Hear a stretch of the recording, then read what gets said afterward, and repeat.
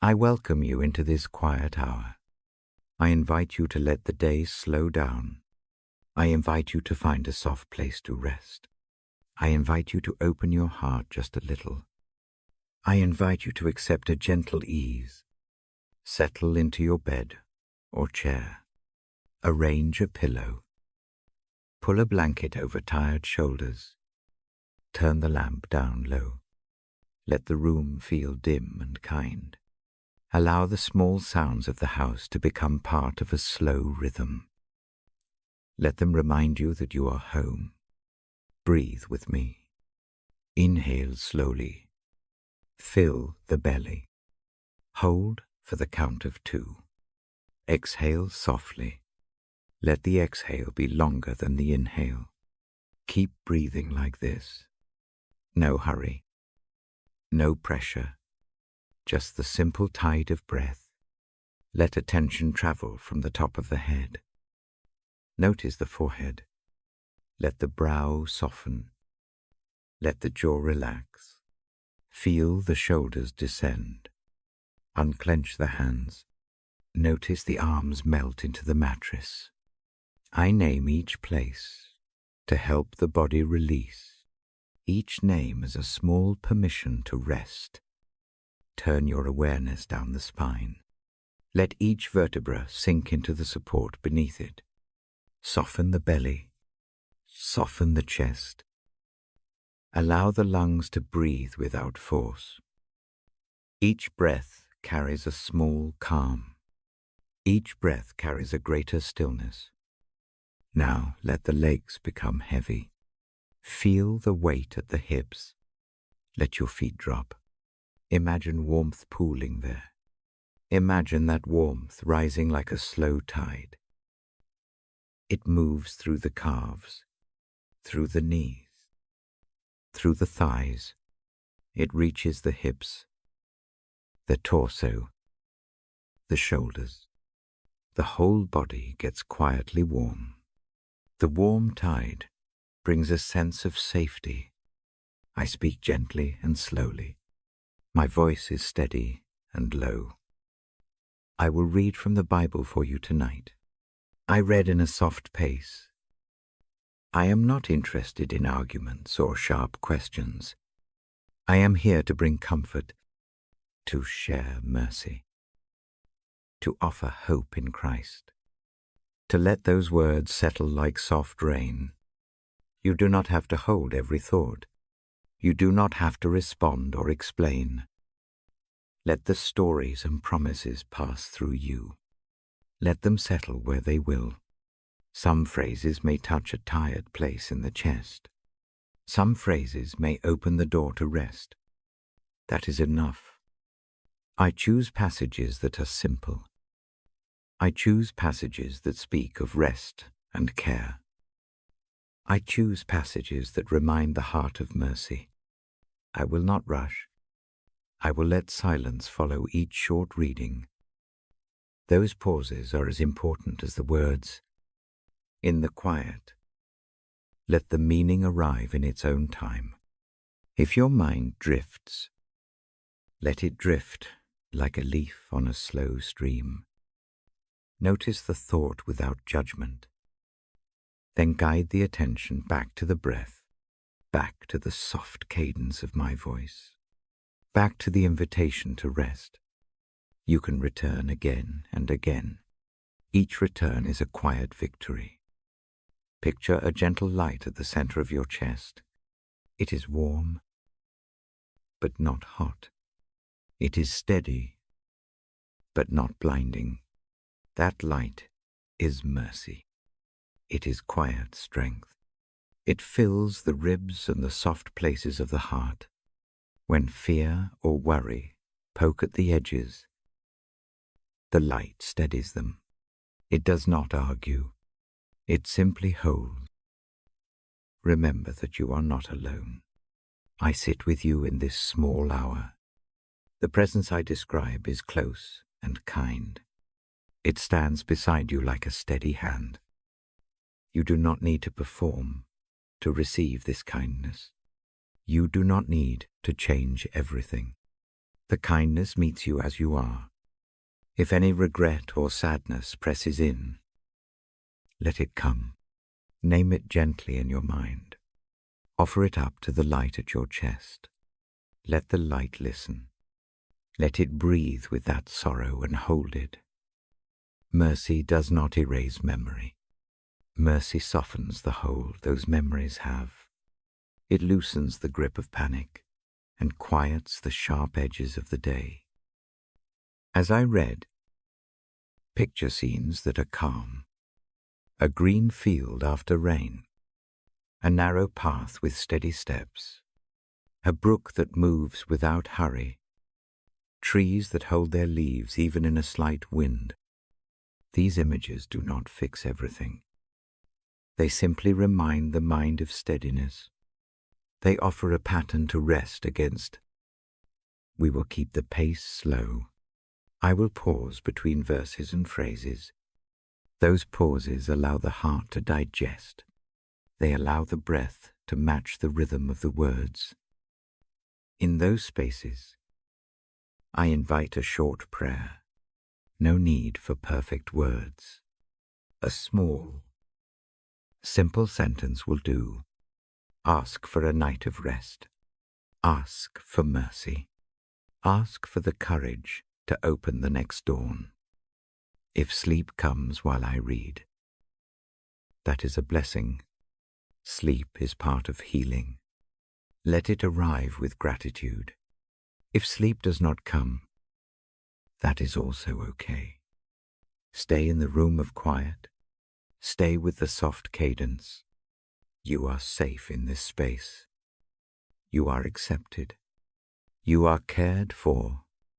Sometimes, small physical discomforts keep the mind awake.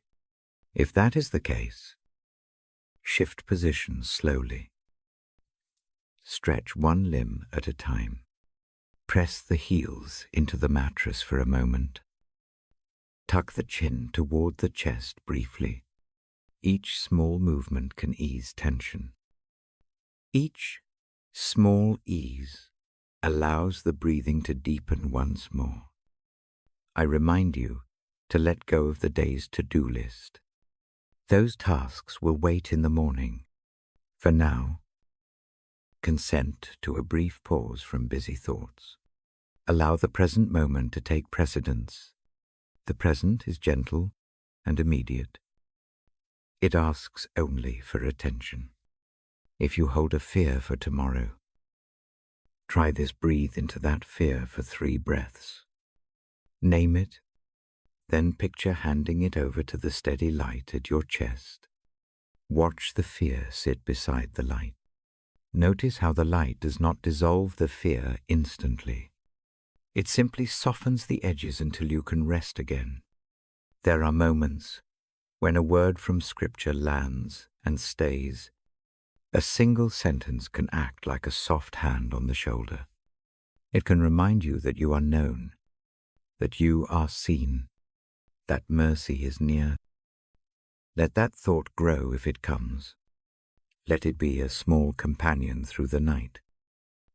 I encourage you to share this program with someone who needs calm.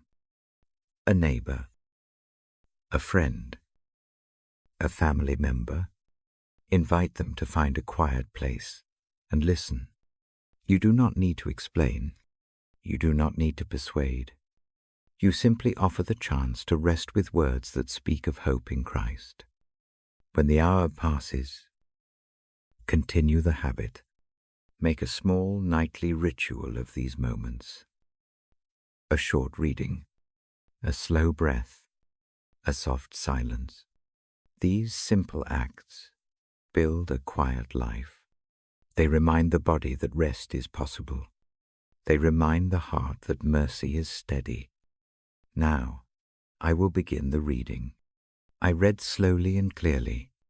I breathe between each line. I leave space for you to feel. I will not speak long at once. Each sentence will stand alone, and then rest. Listen with the ears of someone who needs comfort. Let the words wash over like warm rain. Allow small tears or tiny smiles to come without apology. Each is a valid expression of what the heart is carrying. Each is a step toward evening peace. Before I read, take one last deep breath with me. Inhale. Hold for 2. Exhale, and let an intentional softening happen in the face. Let the jaw unclench. Let the eyes feel heavy if they wish. Give yourself permission to follow wherever rest leads. I begin now. I read as if to a single person in the dark. I mean each word for the one listening. My voice is calm. My purpose is clear. The night is gentle. The world outside keeps to its slow rhythms. Here, in this small room, mercy has a voice. Hope has a place to rest. When I finish this first set, we will rest in silence for a few minutes. Then I will read again. The pattern repeats. Slow words, soft pauses, quiet spaces for reflection. Each cycle brings a little more ease. Now let the first passage come to you like a small lamp in the night. Let it be enough. Let it hold. Let it prepare the heart for a night of mercies and a morning with hope. When the reading ends, you may drift into sleep or stay awake in the calm. Either way, you are seen, you are held, you are loved. I will begin the first reading now. Acknowledging our worries feels like opening a small, heavy box. I lift the lid with care. Inside are tight thoughts. Inside are the small alarms of the day. I name them one by one. Naming gives them shape. Naming makes them less secret. Naming lets them sit beside other things in the room. I remember Psalm 94, 19 inches, a soft way. It says that when anxiety surrounds the heart, comfort brings joy. I keep that sentence like a quiet lamp. The lamp is steady. It does not compete with the worry. It simply shows the edges. It makes the shadow less sharp. On a hard afternoon, I carry a bundle of small worries. There is a letter at home that I have not opened. There is a phone call I have avoided. There is a low, dull fatigue under the ribs. The city feels loud. The sky looks grey and too near. My feet move, but the steps are heavy. A simple task becomes thorny. I stand in line at a small grocery store. The light inside is warm and a little tired. The bell above the door rings when someone comes in. I feel watched by my list and by the clock. My chest tightens in the slow way that signals worry. A woman ahead of me turns back, and she hands a small paper bag to the cashier. I notice the movement more than the bag. It is small and careful. The cashier smiles in a soft, practiced way. They exchange something that looks like gratitude and nothing else. The sound is low and ordinary. The woman walks toward me without rush. Her shoes make a soft tapping. She does not look like a rescuer. She looks like someone who simply has enough minutes to spare. She sets the bag on the counter beside me. I do not expect anything. My mouth is already forming the excuse for refusal. Inside the bag is a warm pastry wrapped in paper. The steam rises in a tiny cloud. The smell is of cinnamon or butter. Something that reads as home. There is no note. There is no demand. The gesture is simple. It is a small kindness, passed from hand to hand. A small warmth spreads in my hands from that pastry, through the paper, The heat is literal, and it also feels symbolic.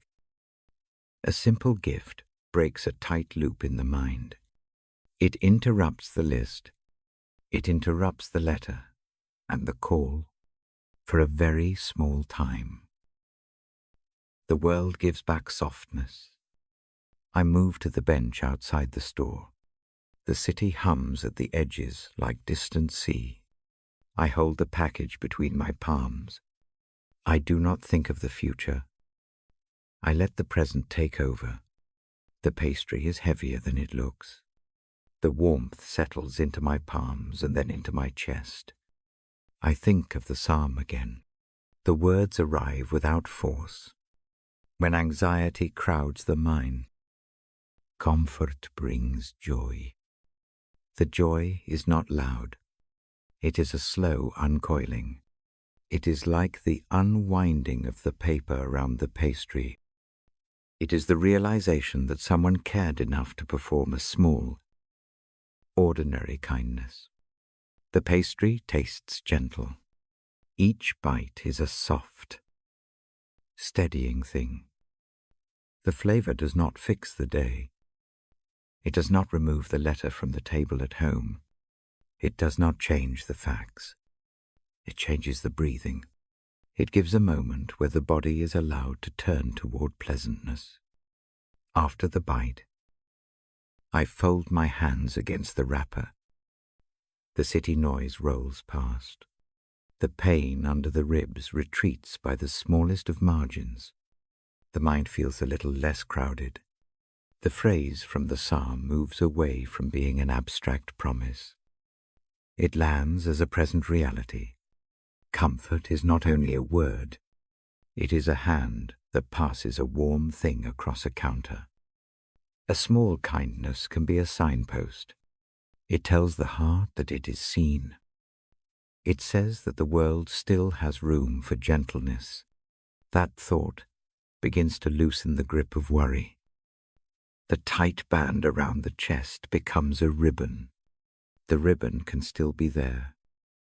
It no longer needs to feel like a trap. I keep breathing slowly. Each inhale fills the belly. Each exhale allows the shoulders to lower a notch.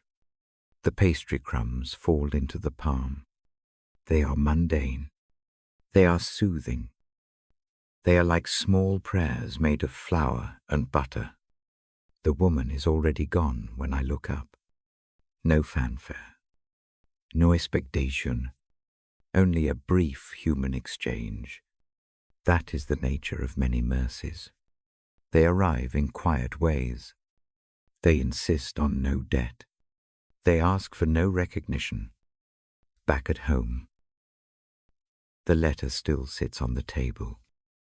The same problems remain. The phone still sits silent. Nothing dramatic has changed. Yet the pace of my movement through the house is gentler. The steps are less hurried. The light in the room seems less hostile. The world has not fixed itself. I have been given a small margin. I have been given a space to breathe. In this quiet hour, I read that psalm again. I say the idea softly into the room. When anxiety presses in, comfort brings joy. I repeat it with a measured breath. The sentence acts like a balm. It does not answer everything. It sits with the ache. It offers a different tone. There are nights when worry returns in new shapes. The box lid opens again. The list grows longer than before. In those moments, I recall the small bag on the counter. I recall the steam and the smell. I recall how one ordinary person had minutes to spare. Those minutes passed through a hand and landed on me. I make a habit of noticing the tiny mercies of each day. A neighbor who keeps the old porch light on. A friend who texts a small emoji. A clerk who moves slower because a baby cries. These gestures are not theological points. They are invitations to rest.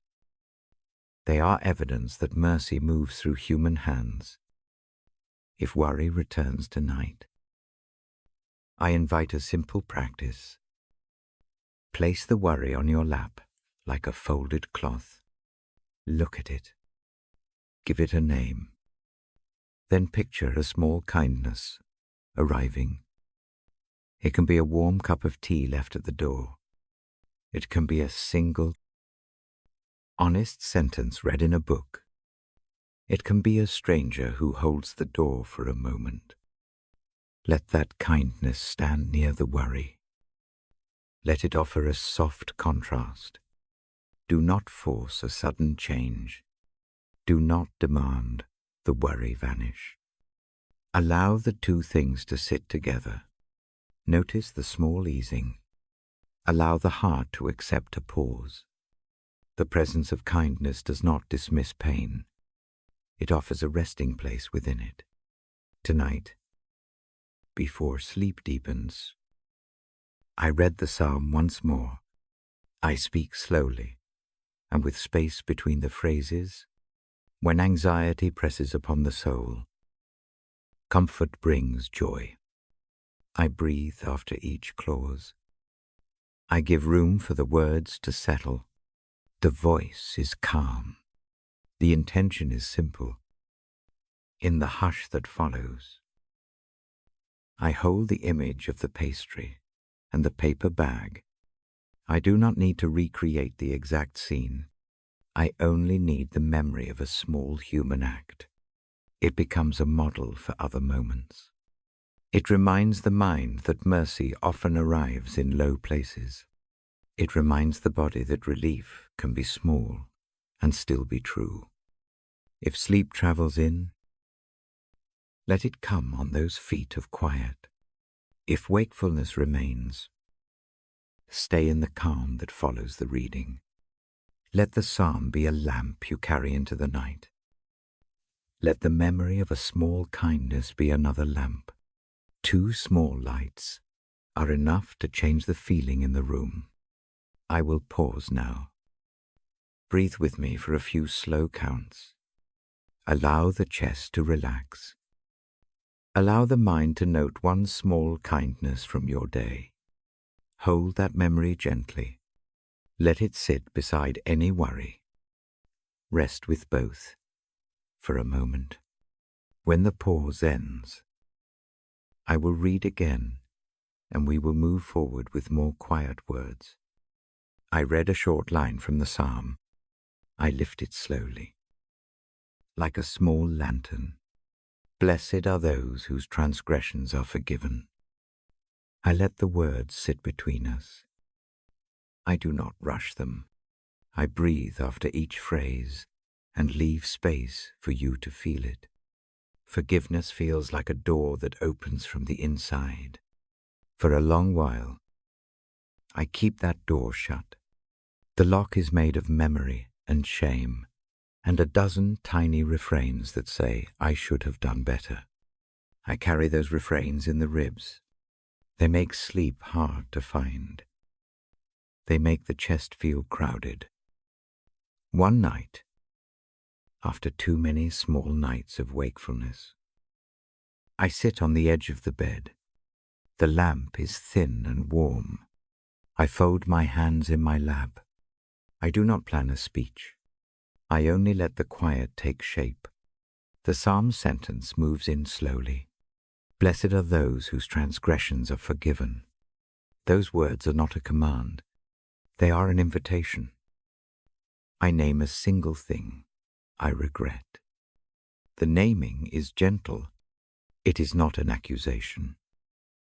It is simply honest. The hurt I caused. The apology I never gave. The decision made in fear. I say it aloud in the room. But my voice is low. Saying it is like laying a small stone on the floor. I stand back and look. The stone is not as big as it felt in thought. I admit the mistake to myself. I do not make excuses. I do not argue for a different outcome. I simply tell the truth of it and allow the truth to be small. I ask for God's mercy, not in words meant to change the past, but to steady my hands in the present.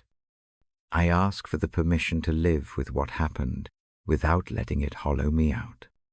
Saying yes to forgiveness takes a strange courage. It is not the courage to be perfect. It is the courage to let imperfection be held. I remember a morning when I finally changed the pattern. I stand at the kitchen sink. The kettle sings softly. Light comes through the curtains in a way that makes dust look less like dust and more like a little congregation of light. I do something small. I place my hand over my heart.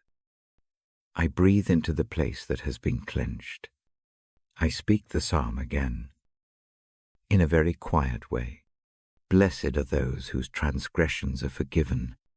I allow those words to wash over the memory like warm water over a rough stone. The water does not remove the roughness. It softens the outward edges. The first breath after that feels different. It is deeper by a hair. The shoulders lower. The jaw unfurls. It is not dramatic. It is not sudden. It is like a lock releasing a notch. The mind still remembers the old shame. The body responds by letting the tightness ease, just enough to hold a cup of tea without trembling. That small moment grows. I move through the day with lighter hands. The old refrain does not disappear. It loses volume. It becomes a background sound rather than the only music. The whole of the day does not rearrange itself, but the margin for goodness widens. I notice an email that might have been another worry. I let it sit for an hour, instead of unraveling into it immediately. I sleep with a softer breath that night. Forgiving myself is not the same as excusing a wrong. It is not a license to repeat the error. It is a permission to learn without self-immolation. It brings an unexpected peace, because it ends the inner conversation that tries to punish and perfect at the same time. The punishment was never a necessary part of the repair. Mercy asks for repair. Mercy does not demand ruin. When I forgive myself, I find that forgiving others becomes less like a battle and more like an unfolding.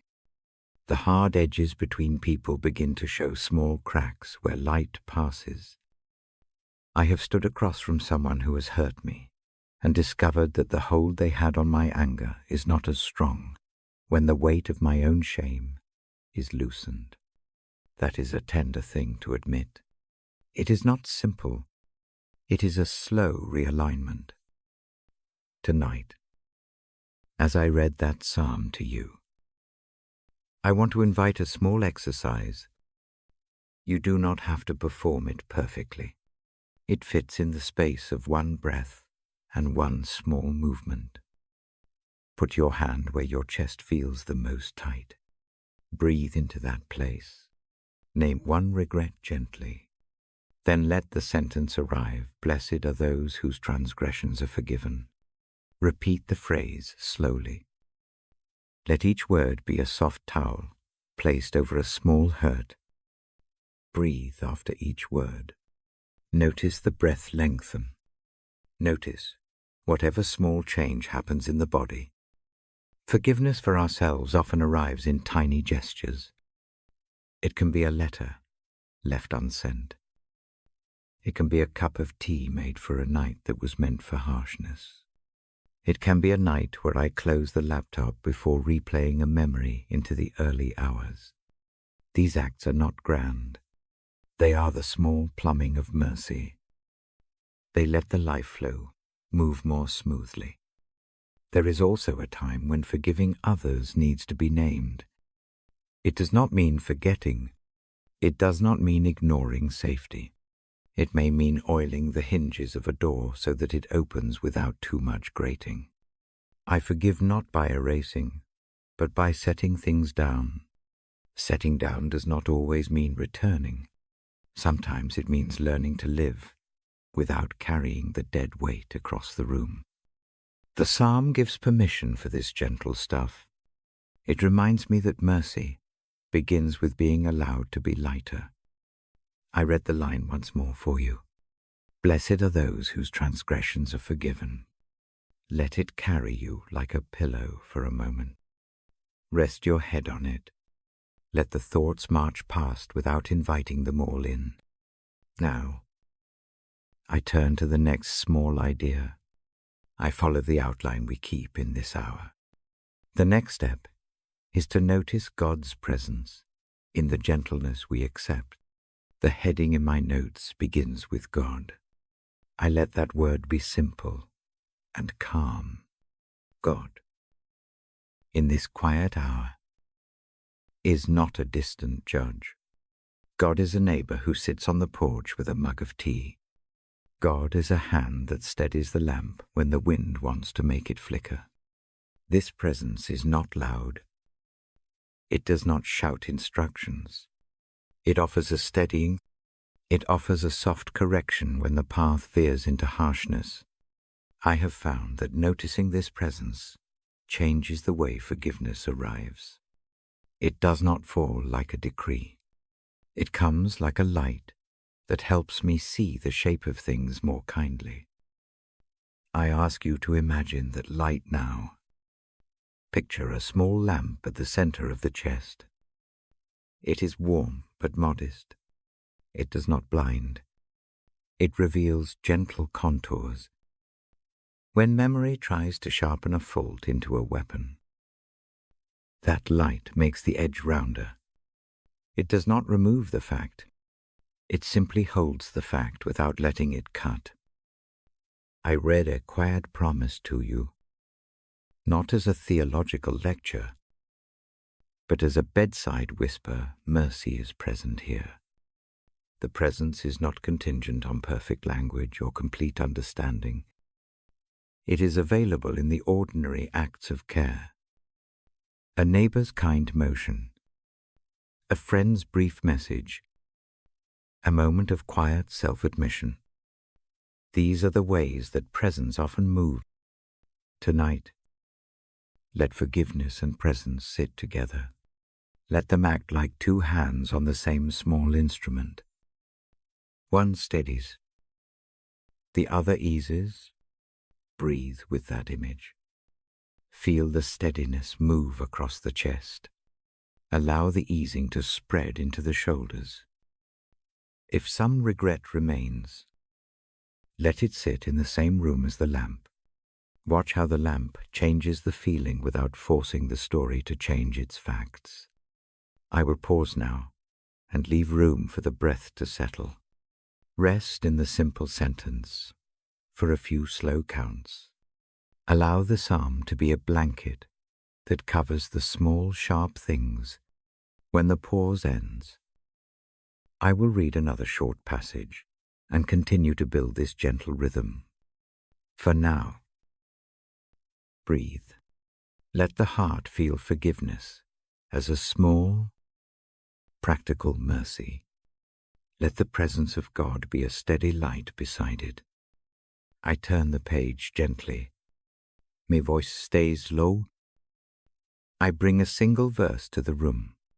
Psalm 1458 says that God is gracious and compassionate, slow to anger, and abounding in steadfast love. I let that line rest like a small lamp between us. It is simple. It is wide. It does not demand a long answer. Grace looks different in different hands. Tonight, I tell of a friend who showed grace in a way that felt like a steady chair placed beside a weary one. The story does not have fireworks. It does not fix everything. It only steadies one small night. This friend is someone I have known for many years. Their name comes with a soft weight in my memory. They live quietly. They do ordinary work. They do not seek praise. Their habits are small mercies, returning borrowed books on time, sending the occasional text that says simply, "Thinking of you," bringing soup when the weather is blunt. The trying time comes in a season of mistakes. It is not a single catastrophic event. It is the slow gathering of wrong decisions, missed calls, and a choice made in hurry that harms another. The mistake is awkward and public enough to press into the chest. Remorse arrives as a repetitive ache. Sleep becomes a series of short visits. At first, the instinct is to hide. The mind rehearses explanations. The hands shop for strategies to make amends. Pride and fear throw up barricades. The story of the error grows larger in imagination than it is in fact. Shame begins to speak with a loud and confident voice. My friend enters that space without rushing. They do not arrive with solutions or sermons. They sit. The first thing done is the smallest a message saying that they are available. No demand. No question. A soft presence. Open and patient. Then, the practical kindness follows in a quiet stride. They come by with a thermos of tea and a blanket. They tuck the blanket around shoulders that do not want attention. There is no insistence on explanation. There is a steadying silence. In that silence, the heart finds room to unclench. Once or twice, they speak a single sentence that follows the psalm's note of being slow to anger. The sentence carries no accusation. It is a help, not a push. It listens longer than it comments.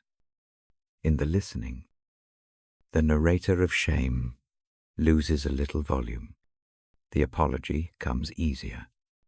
The confession moves like water down a slope that is no longer covered by ice. My friend's grace shows in small, practical acts.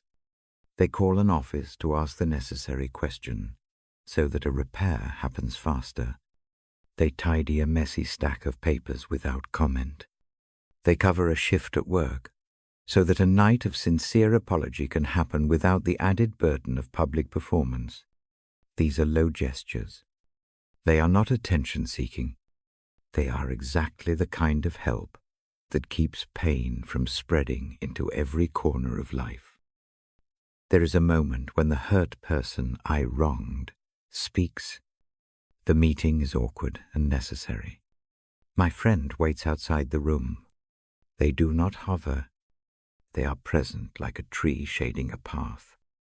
When I step out, they offer a small, steadying word and a look that says, "You do not have to carry this alone." The look is quiet. It is not pity. It is accompaniment. In the days that follow, my friend keeps a rhythm of check-ins. These are not frequent texts that demand answers. They are simple notes left like footprints thinking of you. Here, if you need. Small prayer for your night. Each footprint matters. They accumulate into a path that leads out of isolation. The path does not erase the mistake. It gives a way to walk where the mind might otherwise spiral. I notice how my body responds. Breathing becomes less sharp. The tightness in the throat loosens by a notch. The small physical shifts feel like a retuning. Grace works in that way. It does not always change the fact of what happened. It changes the field around the fact, so that living with it becomes possible. My friend's compassion also looks like patient boundaries.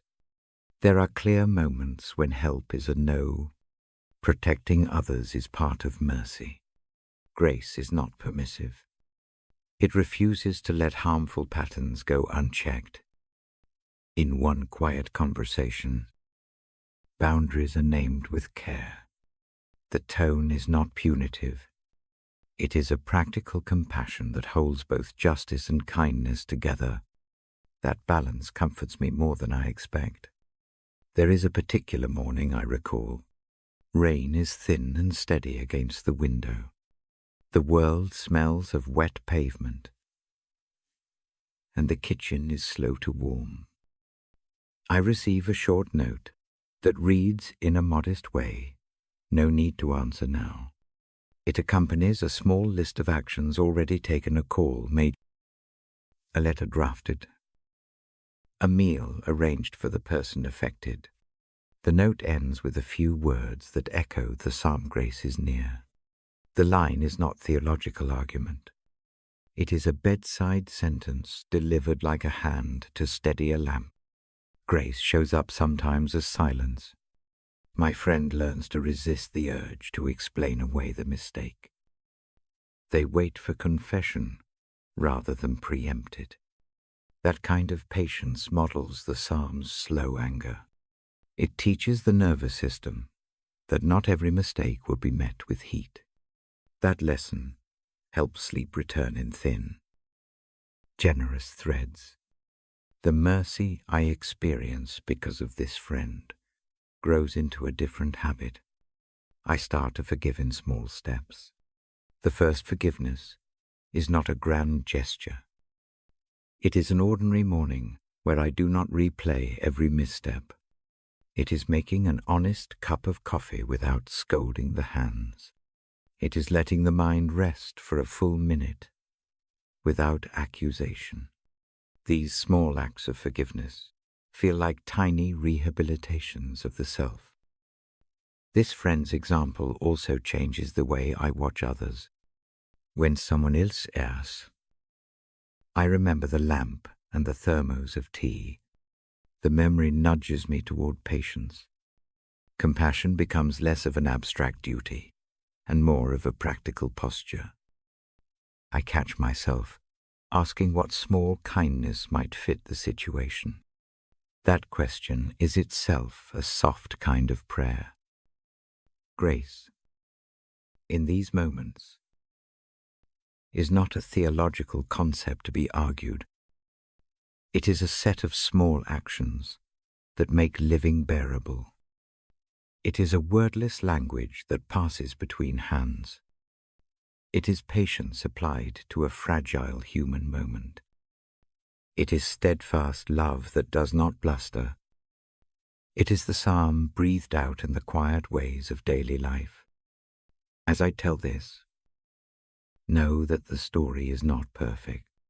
Mistakes remain. Apologies are not magical. Repair is slow and often incomplete. Yet mercy softens the edges enough to carry the work forward. The psalm's simple claim becomes visible in small, vulnerable patterns rather than in a single miraculous swoop. I invite you, in this quiet hour, to consider a friend like that in your own life. Think of one person who offers steadying kindness. Hold the image without needing to narrate it. Let the memory of their hands calm the pulse. If no such person comes to mind, imagine the small gestures described: a thermos, a blanket, a patient look. Picture those things placed near your chest. Breathe with that image. Let the breath slow. The lamp at your center is not distant. Mercy is not a distant doctrine. It reaches into the ordinary. It arrives via hands and quiet voices and small, steady acts. Grace is present. It is gentle. It is wide enough for tonight. I pause here and leave space for the thought to settle. Rest with the memory or the imagined kindness for a few slow counts. When the pause ends, we will move on, taking the calm of grace with us into the next small step I read one short line slowly. Cast your cares on the Lord, and He will sustain you. I allow a long pause after the sentence. The pause is a place to breathe. The words hang like a small lantern. They are simple and steady. I ask you to try something quiet with me. Bring to mind one burden that sits like a pebble in the pocket of the heart. It may be a worry about tomorrow. It may be a tiredness that does not leave. Name it in your mind with a single phrase. No need for detail. A brief name is enough. Place your hand where the chest feels tight. Breathe into that place for 3 slow counts. Inhale. Hold. Exhale.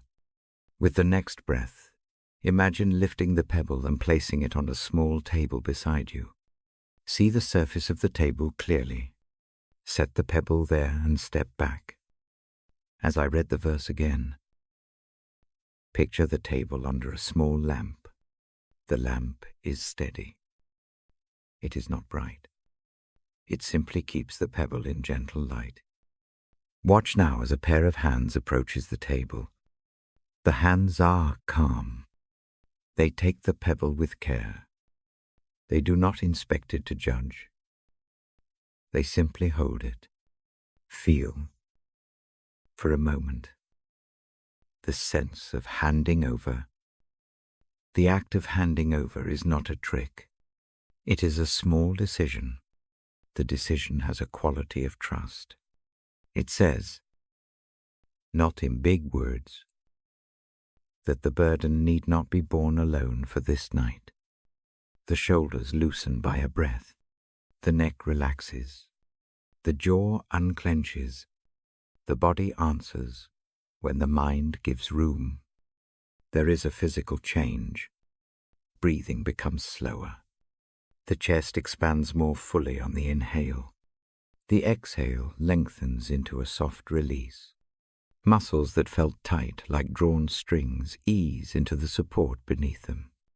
The skin near the hairline and behind the eyes cools by the smallest margin.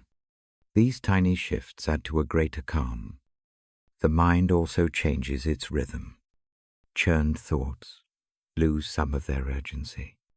The running commentary quiets into a small, observant hum, rather than racing with solutions. The mind allows questions to rest. A single, steady thought remains. This night has a margin.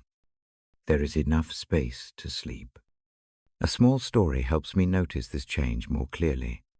On a night when a long list of to-dos crowded every thought, a simple act shifted everything. A scrap of paper was taken out. The list was written once more, but this time with a different aim. Each item received only one line. Then the paper was folded and placed under the pillow with the clear thought, it will be there in the morning. The sentence from the psalm was said aloud, like a bedside benediction. The night did not make the list vanish. The tasks remained.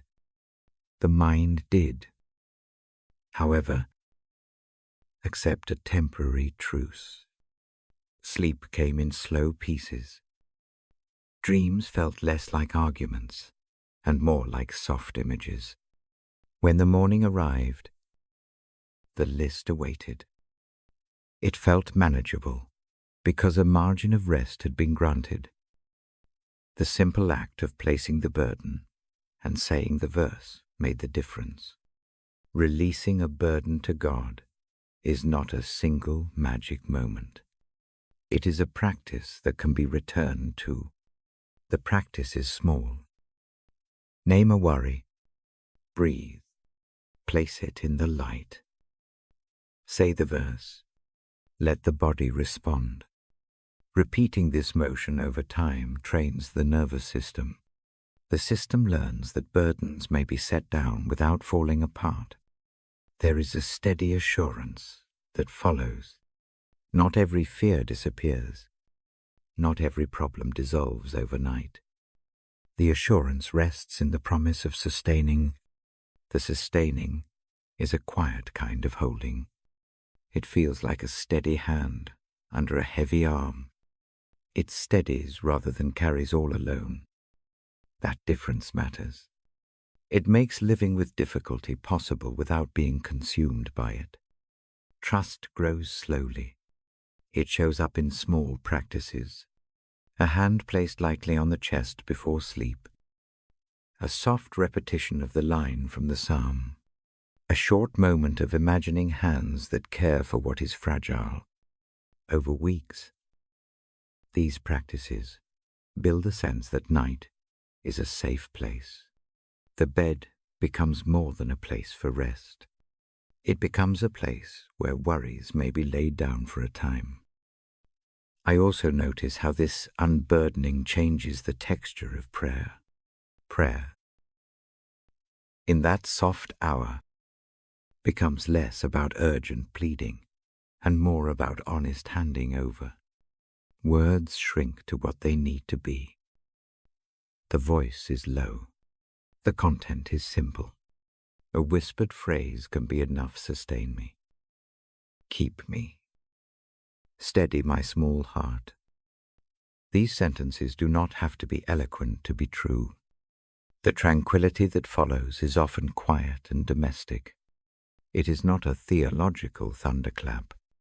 It is a lamp, dimmed to a safe glow. It is the hush that comes when the radio stops, and the house breathes in unison. It is the sense that the night is doing its work of rest, repair, and slow renewal. The promise of sustenance becomes visible in the softened edges of midnight. Sometimes, the sustaining arrives by practical means the next day. Solution appears after rest. A conversation happens more calmly. A decision that seemed enormous looks smaller by morning. These outcomes are gifts, not guarantees. The primary gift is the restorative space that allows better responses to come. As I speak these things aloud, I keep my voice measured. My aim is to carry a steady cadence. I am not offering a triumphant answer to all struggles. The aim is comfort, mercy, and hope tucked into small sentences. The Christian faith that guides this hour holds out a careful kindness. It is a kindness that meets the weary and gives permission to let go for the night. Now the text of the hour moves forward. The next section in this quiet program asks what comfort looks like in the practical living of nights. The heading reads simply, the comfort of nearness.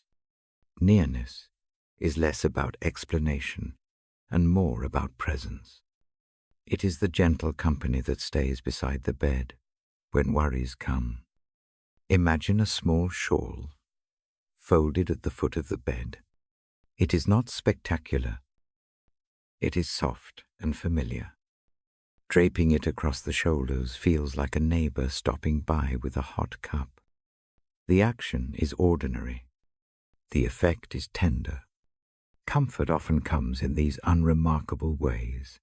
A steadying hand, un insoliteur, a meal warmed and left at the door. Such things remind the heart that someone else walks in the same small world of care. Comfort also looks inward. It appears in the way breath is used to soothe the body. Slow, even inhales and long. Deliberate exhales become small rituals of mercy. The breath returns the nervous system to a calmer band. The hands relax. The mind grows less frantic. In that quiet, the presence of God is easier to sense as a steadying warmth rather than a doctrine. To be argued, I will leave space now. Breathe with me for a few slow counts. Inhale, hold, Exhale. Picture the burden set at the lamplit table. Picture hands that hold it with care. Feel the shoulders drop by a breath. Let the small calm settle like a thin blanket over the mind. When the pause ends, I will read another brief passage and we will explore how near comfort moves in the ordinary habits of the night. For now, rest with the thought that your burdens may be placed down. They may be sustained by a steady hand. The night can be a time to let go, even if only for a while. I read Psalm 234 slowly. The words land like a small stone dropped into still water, even in the darkest valley. Fear not, for God is with us. I let the sentence hang. I do not hurry it. I give space for the sound to settle into the room. The verse is short and plain. It does not promise dramatic rescue. It promises presence. That promise is a kind of steadying in a night that can feel like a long, hollow hour. Presence does not fix all things at once. Presence holds when hands are shaky. Presence stays when answers do not come. There is a night I remember clearly. The sky is very dark and low. Rain moves slow and steady against the window. A hospital room has a small light on the wall. Machines make guerre. Orderly sounds. A family waits in slow rotations of sleep and wakefulness. The world beyond the glass presses in like a soft tide. I sit by a bed. A hand rests in mine. The skin is thin and warm. Conversation has run out of easy words. There are papers and a mug on a small table. The clock ticks with a patient rhythm. Worry moves in small, predictable patterns. The heartbeat on the monitor is a line that rises and falls. That simple motion feels, in that hour, like a drum that calls attention to fragility. In that room, Psalm 234 is not a doctrine. It is a quiet fact to test by feeling. I place a hand on the blanket near the shoulder. I close my eyes for a minute and breathe in a slower way. Inhale, hold, exhale.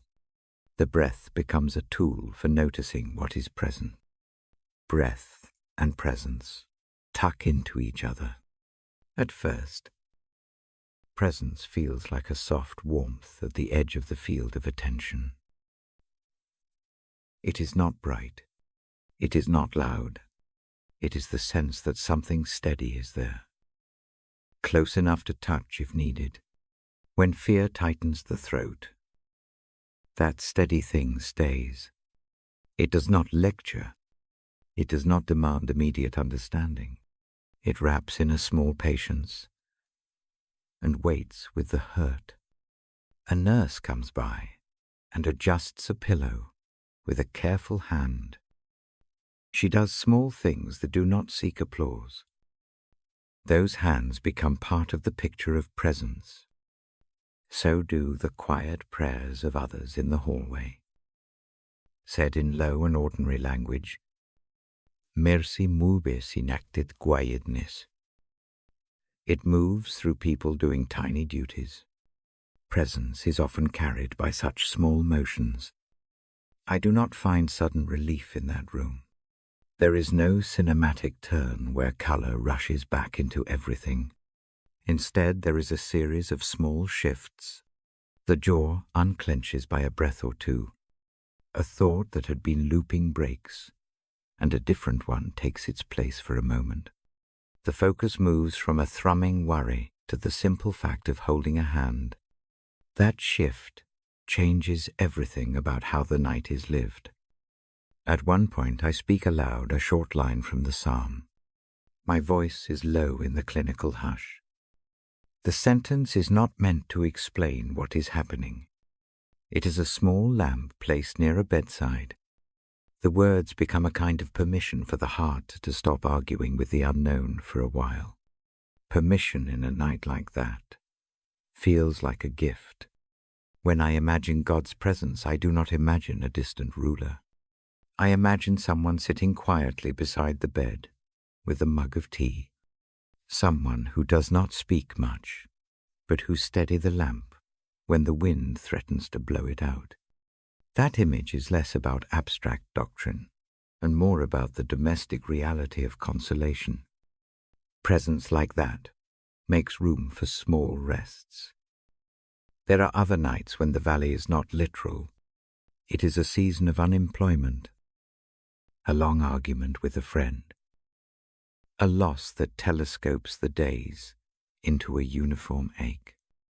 In those valleys, presence again is a quiet companion. It arrives as a slow breath that calms a racing mind. It comes as a neighbor's text that says, "Simply here if you need." It arrives in the unexpected correct word from a pastor or a song that falls at the right time. I remember a winter when the world that had been steady turned brittle. Blancs enraveled. Money stretched thin. The future felt compressed into a narrow slit. I lie awake for long hours. Anxiety becomes an early guest that refuses to leave. I try to will the body to sleep. It makes sleep stubborn and sparse. On one of those nights, I take a small action. I sit up and reach for a worn Bible on the nightstand. The cover is soft from years of handling. I turn slow pages until a familiar passage finds me. Psalm 2, 3, 4 lies in that place, like a small answered practice. I read it out loud, and then I listen. Hearing the words allows them to be more than a thought. They become a presence that can be placed beside the fear. Presence shows itself in simple, repeated tests. A friend knocks and leaves a thermos on the porch. A call comes at an ordinary time saying, "I just wanted to check in." A passerby holds the door in a small, patient way. Each act is not theological proof. Each act is reality, saying mercy is at work even in small things.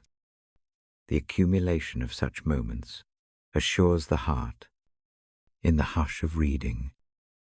I teach myself to breathe with the psalm. Inhale carefully. Let the chest fill. Exhale a little longer. Imagine the valley as a place walked through rather than a place to set up camp. Imagine a staff that steadies each step. The staff need not be dramatic. It might be the word said to a friend, the cup of tea shared, or the quiet thought repeated before sleep. Presence sometimes changes the body before it changes the situation. Muscles that have been contracted for hours let go. The jaw eases. The shoulders drop. The step back from a constantly rehearsed fear becomes possible. The mind, no longer locked in one narrow pattern, begins to allow gentler images. A small fold of sunlight on the wall. A distant cough of laughter from a television. Simple things start to feel acceptable again. I do not mean to minimize suffering. The valley can be dangerous. Pain may remain. Wounds may not heal by morning. What presence does is make room in the midst of that pain. It allows the heart to be held, even while the facts are hard. It steadies the limbs of someone who must yet walk through a difficult day. The practice I share in this quiet hour is simple. Place a hand over the heart. Breathe slowly 3 times. Say the psalm softly to yourself. Let the words be a lamp in the room. Picture God not as a distant law, but as a bedside companion. Imagine hands that steady the lamp when fear threatens to snuff it out. Stay there for a few breaths. Let the presence be enough for the moment. This is the work I do before sleep when I read the Bible aloud. It is not a performance. It is a gentle offering of words that carry mercy. I read for those who need a steady voice in the dark. I read to remind myself that night can be a place of small mercies. I read to let the presence that Psalm names become tangible. Now pause and breathe with me once more. Inhale, hold, exhale. Feel a small steadiness settle in the chest. Let the thought of presence remain like a lamp at the bedside. Rest in it for a long, slow count. When the pause ends, we will move forward to the next gentle idea. The next section begins a word that starts with Ren. We will meet it together, slowly and with care. I read Psalm 2:7-1 in a low voice. I let the sentence rest between breaths. The Lord is my light and my salvation. Whom shall I fear? I do not rush the line. I allow it to act like a small lantern set on the nightstand. The words are simple. They move through the room like a slow steadiness. Light is a practical image at night. The lamp beside the bed does not banish the dark beyond the window. It only makes the small space safe. It shows the cup on the table. It finds the edge of the blanket. It makes the floor less strange under bare feet. In the same way, the Psalm's light is not a promise that all troubles vanish. It is the permission to see one step clearly at a time. I remember a season when that tiny lamp mattered more than anything else. It begins with a quiet unraveling. A long project reaches an end, not with applause, but with a polite letter and a closed door. Plans made with careful hands do not come to fruit. A steady routine collapses like a small rodent hole left in a field. The world I had thought steady becomes a place of missing pieces. The first nights after the news feel as if all the walls have moved a few inches away. The house is the same, but my sense of place is not. I lay awake and listen to the house, make small sounds. Pipes settle. The clock clicks. Old worries that had been well organized begin to scatter. The spine of the future feels uncertain. Fear is not theatrical. It is a wet, constant companion that sits on the chest and makes the air tight. One night in that season, I take the Bible from the shelf without a plan. I open it and let my finger fall on a passage. Psalm 2:7-1 is waiting like a modest promise. I read it aloud and then listened to the echo of the words in the room. The sentence is not a solution. It is a tiny hand extended towards the dark. I put my fingers on the cover of the book and breathe slowly. I try an experiment. I name one fear in a single phrase. No drama, just a label. The phrase feels smaller when spoken. I place my hand over my heart and breathe into it. I picture light as a small thing, no bigger than a candle's flame. I imagine that flame at the center of the chest. It does not have to flood the whole house. It only needs to steady the room where I sit. That night, the small practice creates a minute of real space. The chest softens by a breath. The mind, which was rehearsing worst-case scenes, yields ground to a quieter thought. I am not healed. The practical problems remain. The letter on the table is still unread. The bank notices still sit in an inbox. But I sleep more than in previous nights. Sleep comes in small, generous pieces. Renewal is not a single revelation in that season. It is a series of patient mornings and patient acts. The first morning after the night of the lamp, I make tea and go for a short walk. The air is thin and cold. But there is a neighbor pruning roses at the end of his drive. He does not ask questions. He only nods. And his motion is the kind of ordinary recognition that matters. We pass small words that are not used to measure me. That exchange does not fix the day, but it reintroduces me to the human scale of ordinary living. Later that week, a quieto opens. A small volunteer position becomes available in a place I had used to help in other seasons. It is not glamorous work. It is detail-oriented and patient. It asks for time, steady hands, and a consistent presence. Y hesitate.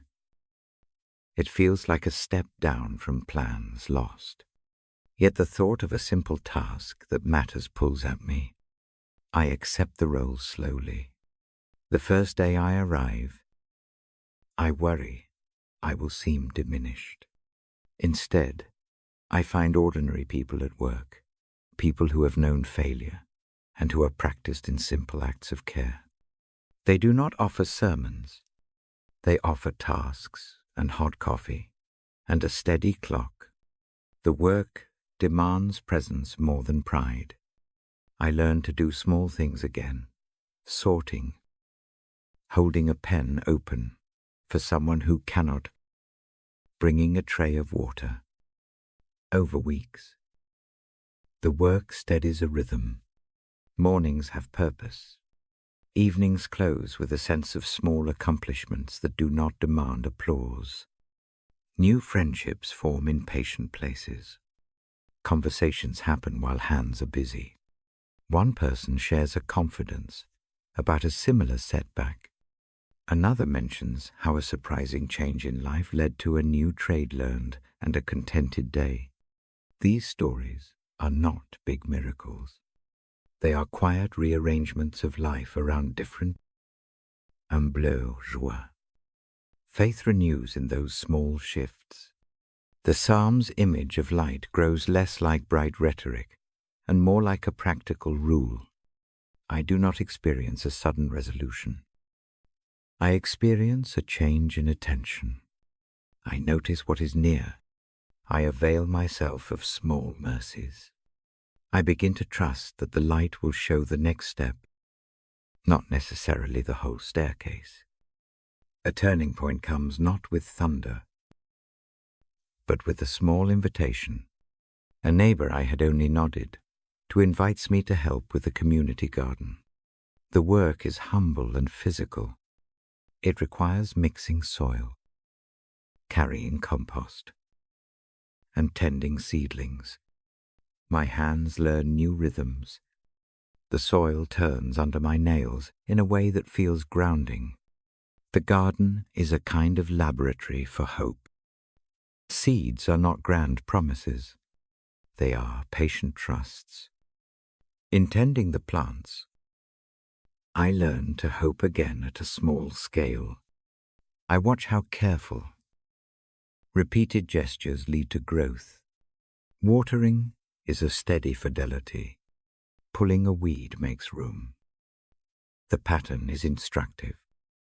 It shows that new beginnings often look more like slow cultivation and less like dramatic pivots. The garden does not erase previous losses. It becomes a particular place where life proves resilient when tended. Months pass. Slowly. New doors appear because of the steady work. A small job offering comes from someone who notices competence and steadiness in the volunteer hours. It is not the old role reconstructed. It is a different kind of work, that fits the new rhythm. I accept it with a careful gratitude. The role brings financial stability, and more importantly, a daily pattern that supports rest and presence.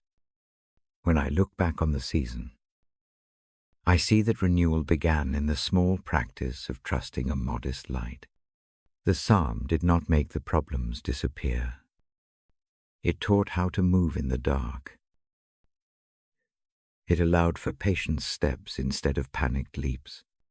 The composition of daily acts, tea in the morning, a walk, volunteer hours, soil under the nails, assembled into a life that felt plausible again.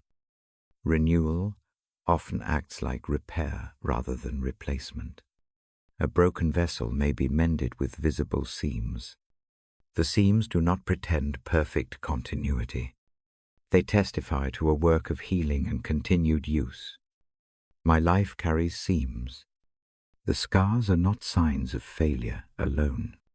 They are reminders of a path walked with a lamp that showed one step at a time. I read Psalm 271 aloud to you now, because I want the verse to be a small companion for this night. The Lord is my light and my salvation. Whom shall I fear?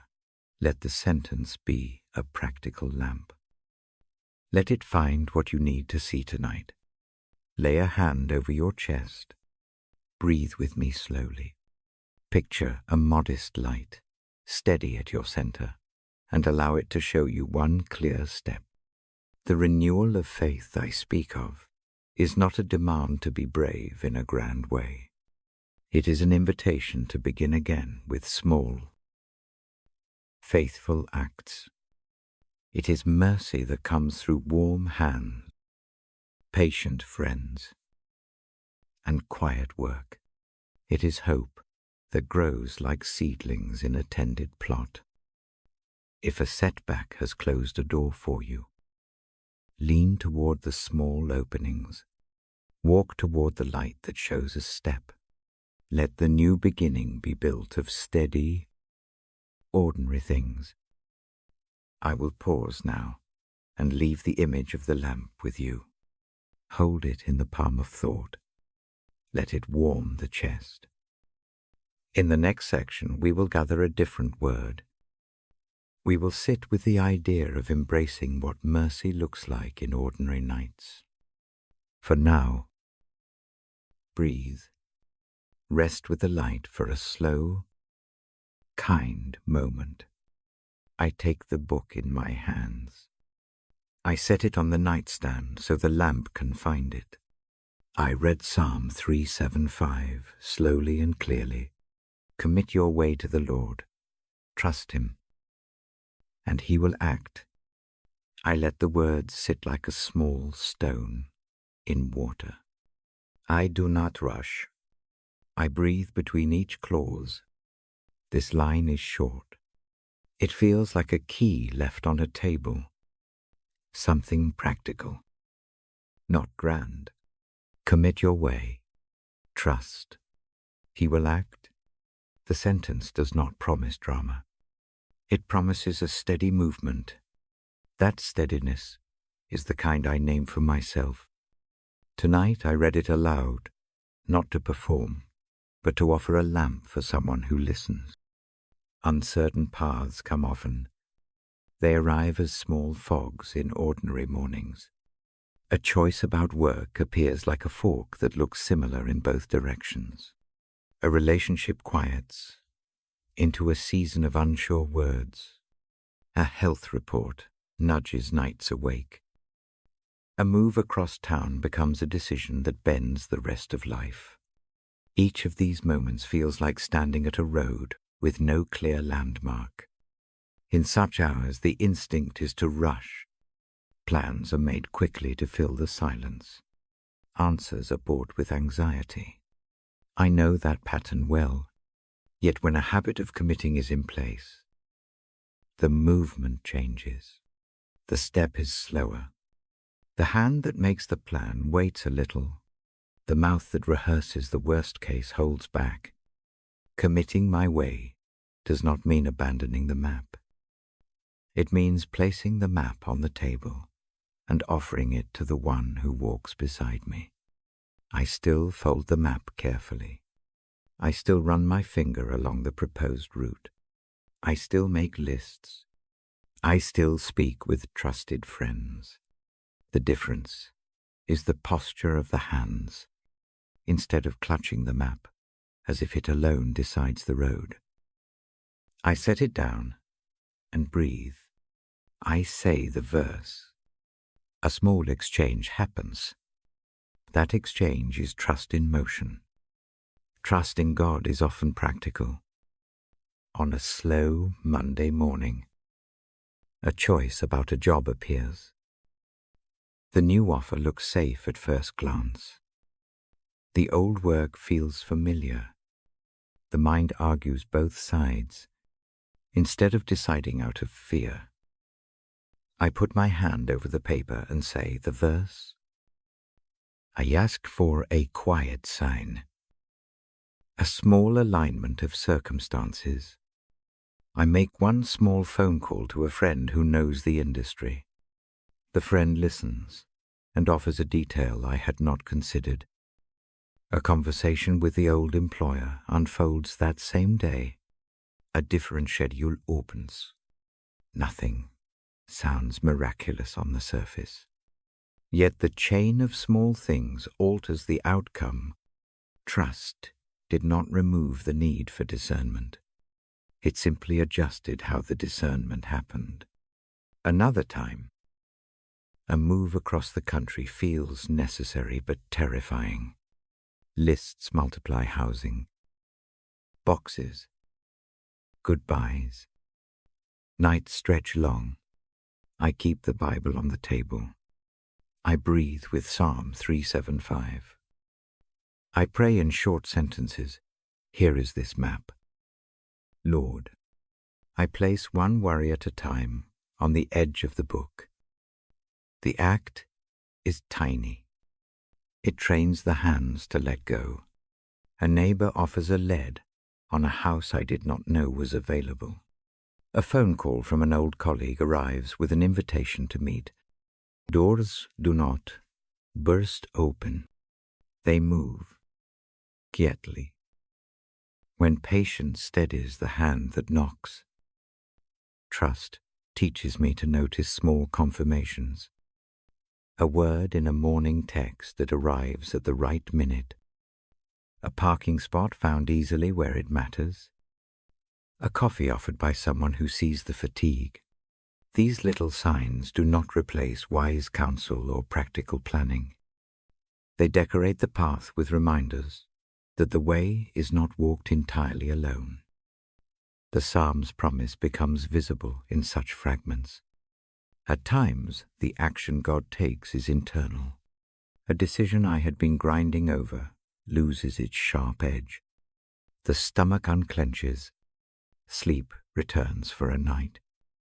The next day feels possible. That is an action too. Not every answer needs an immediate external fix. Sustaining the heart is an act of care that makes subsequent choices clearer. When the inner weather is calmer, the mind thinks more kindly. Small acts gain room to be done well. The practice of committing grows as a discipline. I repeat a few small movements each night. I place the Bible within reach. I name one choice for which I need courage. I write a brief note, this is committed. I fold the note and tuck it under the cover. I lay my hand on the chest and breathe. The act trains the nervous system to expect steadiness. Over time, trembling decisions are met with a quieter posture. Trust is not a way to escape responsibility. It is not an invitation to passivity. Commit your way implies a handing over of the plan, not the refusal to plan. I still make lists, calls, and appointments. I still prepare for interviews and tend to relationships. The difference is the heart's labor. Instead of driving the whole machine with fear, I allow another hand to share the load. The work becomes cooperation rather than solo struggle. There are seasons when trust looks like waiting. Waiting is not inactivity. It is an active posture of readiness. I sit with the map folded. I turn to the window. I notice the light as it changes. I take one small step, call a friend. Prepare a meal. Tidy an inbox. I do not force a solution.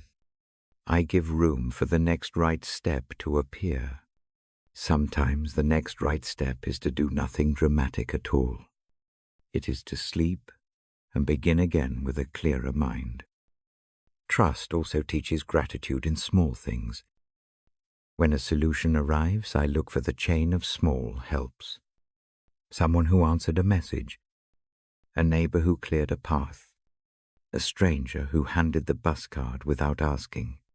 Those are not grand proofs. They are the ordinary scaffolding of life. I give thanks and then move forward with the plan in hand. Lighter, because gratitude loosens the grip of worry. I have seen trust guide me through relationships as well. When a friendship falters or a family choice becomes hard, committing the way to God changes how I speak. I listen more and rush less. Apologies come when due. Courage shows up as a willingness to repair rather than defend. The act of trusting softens words. It teaches a patient tone. It helps me see the person across the table as someone also carrying a map and fears. The slow work of trusting shapes my nights before sleep. A final small habit takes shape. I read the verse again. Commit your way to the Lord. Trust him. And he will act. I let the syllables fall slowly. I put my hand where my chest feels tight. I breathe with measured counts.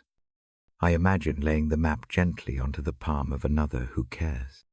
The imagined hand takes it and does not pry. It holds dearly and returns it with a soft fold. That picture calms the pulse. It does not erase uncertainty. It changes the tone of the waiting. The night becomes less a battlefield and more a room where plans rest. Sleep comes more readily when the heart stops rehearsing every possible outcome. Trust does not do the heavy lifting alone.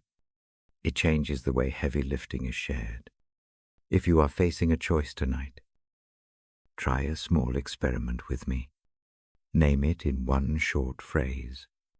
Place your hand on your chest. Draw one long, slow breath.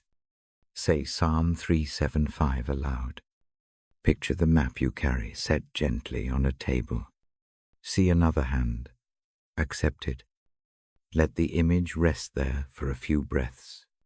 Notice what changes in the body. Let that small calm be enough for now. I will pause here and give space for the verse to settle. In a few moments I will read again and then move gently into the next section. There we will explore how trusting faith leads into a more peaceful rest. For tonight, keep the map set down for a while. Allow one hand to steady your way. Let sleep come as a kind companion. I set the book on my knee. The lamp is low and steady. I breathe with you and slow the voice down. Tonight I read a single sentence from the Psalms. In peace I will lie down and sleep. For you alone. Lord, make me dwell in safety. I let each phrase fall gently into the room. The words are small and exact. They are not a loud promise. They are a soft invitation. I say them as if placing a hand on the small of your back to steady the walk. The sound of the syllables is a quiet weight in the air. lie down. The command is tender. Sleep arrives like a visitor who knows the house well. It steps softly. It does not demand. It comes when the room is ready to receive it. The permission to lie down is a mercy. It gives the body a place to be still. I ask you to notice your body where it meets the surface beneath. The shoulders that hold the day are invited to rest. The muscles along the jaw soften. The fingers uncurl. Let each small adjustment be an answer to the line you heard. In peace, I will lie down. Let the action match the sentence. For you alone. Lord, make me dwell in safety. Safety is not a crowd of explanations. It is a steady presence that keeps the edges from cutting. Picture a small house by the water. The door is closed. The windows are shut against the storm. Inside, a lamp burns, and a kettle hums quietly. The house does not pretend to change the weather. It simply keeps the inside calm. I imagine a harbor at night. Boats rock softly on a slow tide. A single lighthouse sweeps its quiet beam across the bay. The light does not make the sea disappear. It marks a safe line to follow. Sleep is like a boat guided toward that beam. The beam is not frantic. It is patient and sure. Take a breath with me. A long inhale. Let the ribs widen like sails catching a gentle wind. Hold for a count. Then a slow exhale. Let the exhale be longer. Let it carry away the small, sharp things that haunt the edges of thought. Breathe in one more time. Calm and steady. Breathe out and feel a little more of the world settle. I read the verse again. Slowly. And allow the silence that follows to be part of the reading. The pauses are not empty. They are where the verse moves into the body. In that quiet, you may hear the little noises of the house. They are not intrusions. They are companions, the refrigerator's soft hum, the distant clock, the settling of the structure. Let them be like ocean sounds, distant and regular. Sleep in this hour often arrives in stages. It may begin as a light dozing. Thoughts come as small clouds that pass the moon. Some nights the mind lingers on names and lists. Tonight, allow the name of the Lord in that verse to be a kind of pillow for those thoughts. Rest them there for a time. You do not have to solve them before sleep. Safety is also a way of feeling, not only a fact. The knees that held up all day notice the ease. The face that clenched at noon relaxes. The stomach that tightened at evening loosens. The small shifts in the body are faithful signs that a deeping is taking place. I point them out so you can watch them like small, honest lights. I keep the reading slow because the pace matters. A hurried voice forces the heart into motion. A measured voice invites the thinking brain to follow a different rhythm. The Psalms line becomes a lullaby, not in trite repetition, but as a steady meter for the breath. I speak each syllable as if the sound itself were a soft hand smoothing a blanket. Imagine for a moment a single, safe place in your life. It may be a corner of a room, a particular chair, a memory of a parent's steady voice. Hold that image lightly. Let the Psalm's promise press gently against that memory and make it wider. The safe place need not be perfect. It only needs to be true enough to hold you tonight. There is a practical thing to do now. place one hand over your chest and the other over your belly. Feel the rise and fall. Let the hand on the belly be a reminder of steadiness. When fear tightens, the belly often freezes, so breathe into it. Warm the place with that slow air. With each out-breath, let something minute dissolve. I used to measure safety by circumstances. I watched balances and appointments. I checked calendars and lists. Those things matter. They also fail in their own time. The psalm guides toward a different measure. It points to a presence that is steadier than plans. That presence is not absence of trouble. It is the company that makes trouble survivable. When I lie down in the quiet hours, I sometimes picture a small figure moving through the house. It is not a grand guardian. It is a quiet presence that tucks the corners, checks the doors, and makes sure the lamp does not go out. It speaks in no commands. Its full work is the calm that lets sleep begin. Let your thoughts drift like leaves on a slow stream. Notice them without catching them. When a worry comes, name it briefly, and then let it float by. You may imagine offering the worry to the bedside table, placing it beside the lamp, and then stepping back. The action is symbolic, but it matters. Symbols settle the nervous system. A familiar anxiety may return tonight. If it does, do not spend force arguing with it.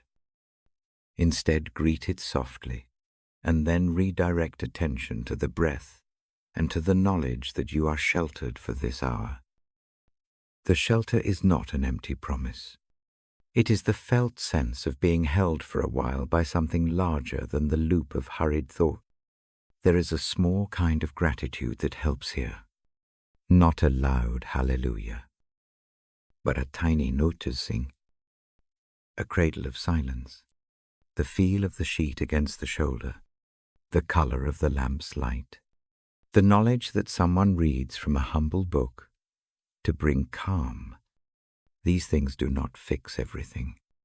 They make small repairs to the night. You make a simple vow before you go deeper into sleep. I will speak again tomorrow in this same gentle tone. I will bring another line or two to hold alongside tonight's thought. For now, the promise is that I will not hurry the hour. I will read with the slow patience a tired mind needs. Sleep may arrive as a first lightness, then a deeper pull. It may wash over you like a tide that covers a shoreline. When it does, let it carry you without fear. The verse we read is a small harbor. You do not have to decide anything while you drift. Decisions can wait until the morning when the mind is clearer. If wakefulness returns at any point, return to the simple practice. Hand the returning worry back to the bedside table. Feel the hand on the chest. Breathe long and slow. Repeat the psalm once in your mind as a single, steady phrase. Let it be a quiet company for the minutes that feel too long. I close the book now in my hand, not because the hour ends, but because the voice of this reading will fall away and your inner quiet can carry on. The lamp stays low. The room keeps its small sounds. The promise of safety does not end when my voice stops. It moves into the steady rhythm of breath and the slow work of sleep. Rest. Now, lie down in peace. Let the slow tide of sleep bring its small repairs. Let the house of your body and heart be held for the night. The sentence from the psalm is both a whisper and a strong hand in peace. You may lie down and sleep. And there is a dwelling of safety that covers this hour. I will stay in the quiet for a little while longer. If your eyes close before I finish, that is enough. If they stay open, breathe with me a few more slow counts. Inhale, hold, exhale. Feel the calm deepen. Good night. Sleep in peace. I open the book and feel its familiar weight.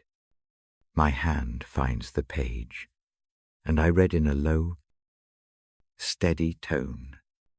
The Lord gives strength to his people. The Lord blesses his people with peace. I let each phrase linger. I breathe after the line. I do not rush the sound. Strength and peace feel like two small lamps set beside the bed. One steadies the hands.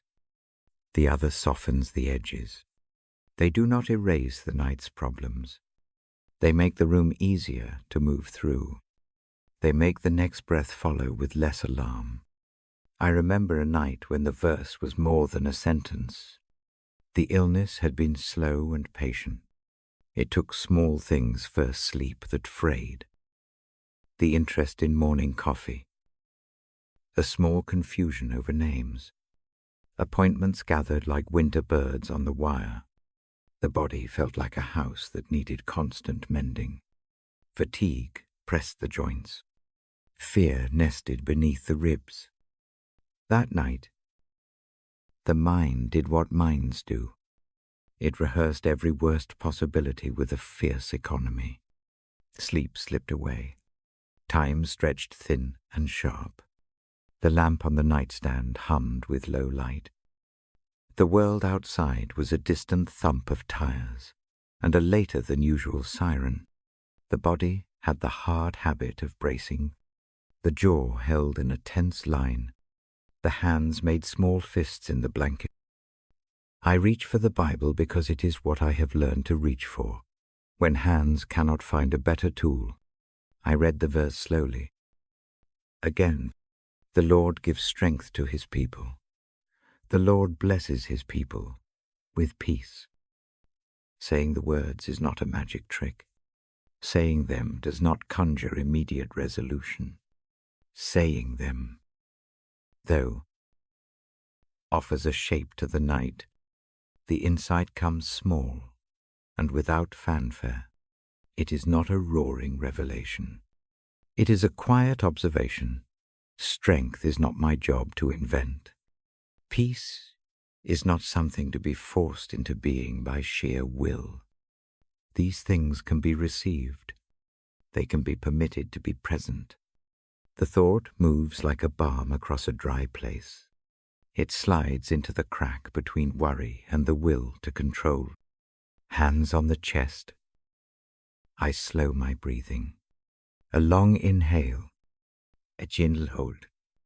A long exhale. The rhythm is deliberate. The body begins to answer. Muscles that have been taut for hours loosen by inches. The jaw unmakes its hard line. Fingers uncool. The breath finds a fuller arc. In this small practice, the insight takes on a body strength as a steady presence, rather than a Herculean performance. Peace as a blessing placed on the night, rather than a prize to be earned. Memory furnishes a concrete image. Once, traveling alone through a long, dark stretch of highway, care and grief had combined into a single heavy coat. The coat made each movement awkward. The radio hummed and then went quiet. A small thought came then. Sharp and kind, you are not meant to wear everything at once. In that moment a familiar hymn rose in the mind, not a grand chorus, but a single line that felt like a hand offered. Strength can be given. Peace can be laid on top like a soft blanket. The difference is practical. when the night carries a steady hand. Tasks shrink, worry still whispers. But it speaks with less authority. The mind accepts pauses. The heart feels permission to rest in the middle of an unfinished sentence. The body receives an allowance for slowness. That allowance is a kind of mercy. In those hours, I use a small ritual. Place one hand on the sternum. Place the other on the belly. Breathe slowly. Inhale. Counting 4. Hold for 2. Exhale. Counting 6. With each out-breath, imagine a small flux of strength moving down from the lamp at the center of the chest into the limbs. Imagine peace like cool water pooling at the base of the skull and soaking the neck. The image does not have to be polished. It only needs to be steady enough to hold attention. A single night when the body is frayed can be healed in part by small things repeated. A neighbor's soft knock and a bowl left at the door. A phone call from a friend who does not demand a report. A cup of warm broth brought without question. These acts are the way strength and peace often arrive. They are hands that carry balm to a place that is tender. The spiritual insight that night was the noticing of how often strength arrives through weakness. The body that cannot carry everything invites others to help. The soul that is honest about fear opens a door for consolation. Strength is not the opposite of weakness. In that truth, I feel the tightness around the ribs lessen. The knowledge that help is not humiliating, but human, brings a small, steady joy. A practical image helps here. Picture a small boat on a wide river. Rowing all night is possible, but the arms will tire. Accepting a hand on the oar for a stretch makes the crossing more likely. Receiving does not make the journey less noble.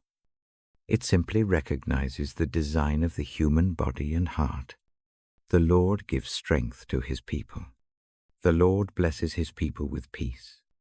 Those lines become an invitation to accept assistance. The prayer that follows is simple and brief. It is not a speech in a high voice. It is a small offering from a tired chest. Let this be enough for now. The prayer repeats the verse. It says, grant strength for the next step. Grant peace for the next breath. The prayer does not demand a lifetime guarantee. It asks for tonight's mercy. Often, that is more than enough. I notice the physical shifts carefully because such changes are proofs that are not merely intellectual. The shoulders drop. The pupils unfocus from the sharp point of anxiety. The hands relax against the sheet. A small loosened sound slips from the throat. It is unremarkable and ordinary. It is, however, a sign that the insight has become a balm. The night is less a landscape of threats and more a place where a steady voice can be heard. There is also a larger movement. Over weeks of such nights, the practice of handing over becomes second nature. When worry surges, the hand on the chest returns automatically. The verse arrives like a slow bell. Strength given is recognized early. Peace allowed is accepted quickly. The nervous system learns a new grammar. It no longer reads every disturbance as an alarm, but sometimes as a cloud passing across a steady sky. Practical acts of mercy also teach the same lesson. When friends bring casseroles, or when neighbors shovel a walk, it becomes easier to receive. The habit of receiving trains humility. It trains gratitude. It teaches that community bears what an individual cannot. The psalm's promise is thus both internal and external strength flows inward, and peace flows outward in the small gestures of others. Tonight I invite a short practice with you. Rest your hand on your chest. Breathe in slowly. Picture strength like a warm current entering at the collarbone and spreading down. Picture peace as cool water pooling behind the eyes and softening the jaw. Say the verse slowly, as if placing a small lamp on the nightstand. The Lord gives strength to his people. The Lord blesses his people with peace. Pause. Listen to the silence that comes after the words.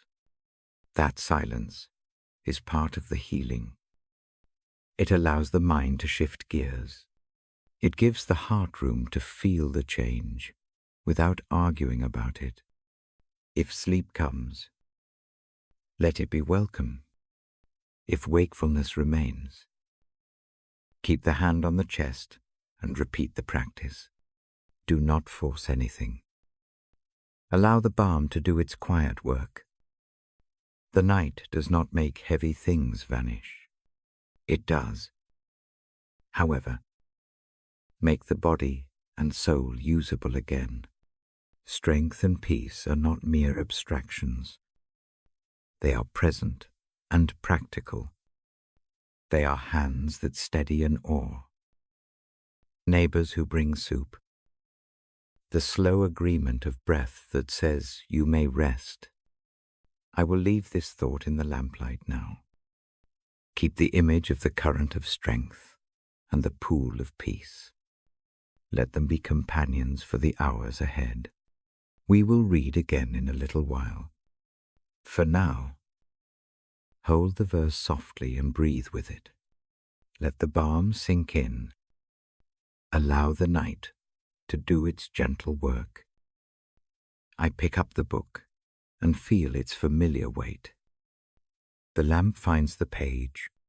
My voice stays low. I read Psalm 1:8, 1-2, slowly, and let the words rest in the room. The Lord is my rock, my fortress, my deliverer, my strength. I breathe after each phrase. I let the phrases become small lights along the ribs. The language of rock and fortress is practical. It is an image you can put your feet on. It is not a demand. It is a promise that steadies the hands. The word deliverer is not a dramatic rescue bell. It is the hand that opens a stuck door. Strength is not showy. It is the quiet capacity to do the next necessary thing. I tell a quiet story about a hard season. The details are small and true. My mother grows older. Her steps slow. Her notes become confused. I am the one who sifts through calendars and pills. Nights compress into a thin line of wake and half sleep. The coffee pot keeps time like a metronome. The small tasks multiply until they feel like boulders. One evening, a leak starts in the ceiling above the bedroom where she sleeps. Water makes small rivers across the plaster. The sound is a thin, insistent tapping like a clock that will not stop. The leak feels like the last straw. I feel small and raw. The instinct is to panic. Breath comes shallow. The to-do list repeats like a chorus. I cannot change.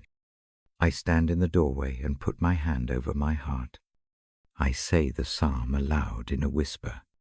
The Lord is my rock, my fortress, my deliverer, my strength. I do not expect fireworks. I expect a steadying. The words land like a small stone in a pond and send out calm rings. The chest softens by a hair. The jaw unwinds a notch. The image comes to me then. clear and calm. A rock beneath my feet, not a mountain, not a fortress from a movie, but a simple, steady stone that does not move when you place weight on it. I picture setting a foot on that stone and feeling the ground hold. The thought is oddly practical. It does not solve the leak.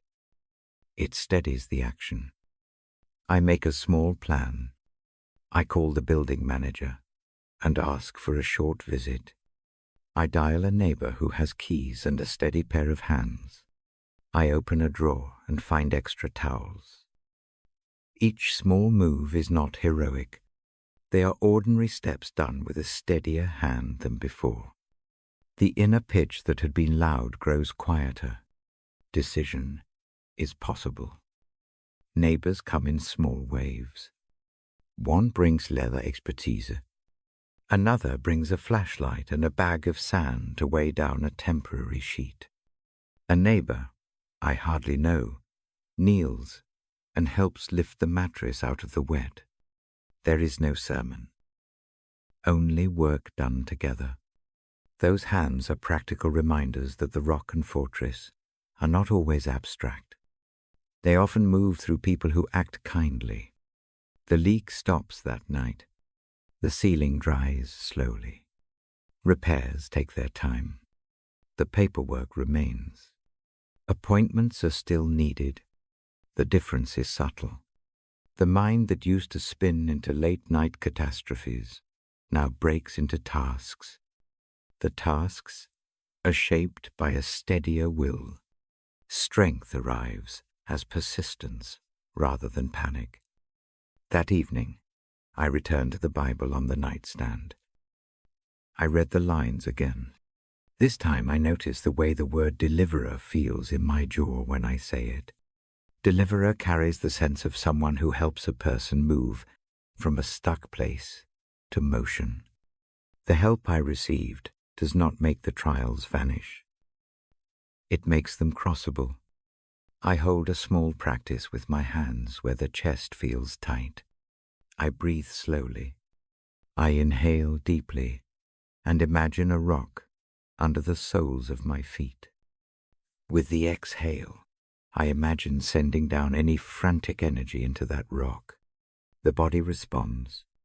The shoulders drop. The breath lengthens. The small ritual becomes a tool that I use on nights when worry sharpens. A new kind of courage appears. Not as a flash, but as a quiet capacity. I find myself calling the clinic to ask a necessary question. I schedule a small repair rather than waiting for the roof to fail. I ask for help, where before I would have been ashamed to admit I could not manage alone. The voice that once argued with fear now asks practical questions. Strength shows itself in patient boundaries. When the calendar overflows, I learn to say no to extra tasks without shame. I do not make grand promises I cannot keep. I accept practical offers of help without feeling indebted.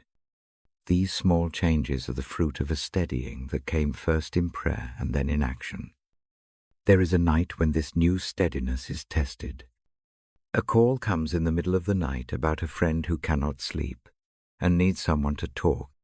The old habit would have been to collapse into anxiety and make the call feel like an emergency. Now I answer calmly. I hold a conversation that listens without trying to fix everything. I do not solve the friend's problems, but the presence I offer is steady. It is enough for that hour. The Psalm's image of fortress helps here. A fortress shelters without boasting. It has space inside to breathe and to mend. The shelter I carry is simple, an ability to be present without panicking. That presence is a gift, learned by experience and practiced in small steps. It arrives when the initial rush of fear is answered by a measured breath and a plan. There is another moment I recall.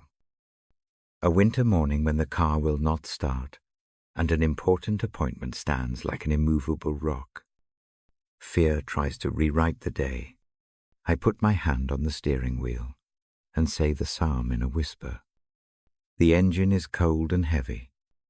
I call for a tow and for a delay in the meeting. The tow arrives.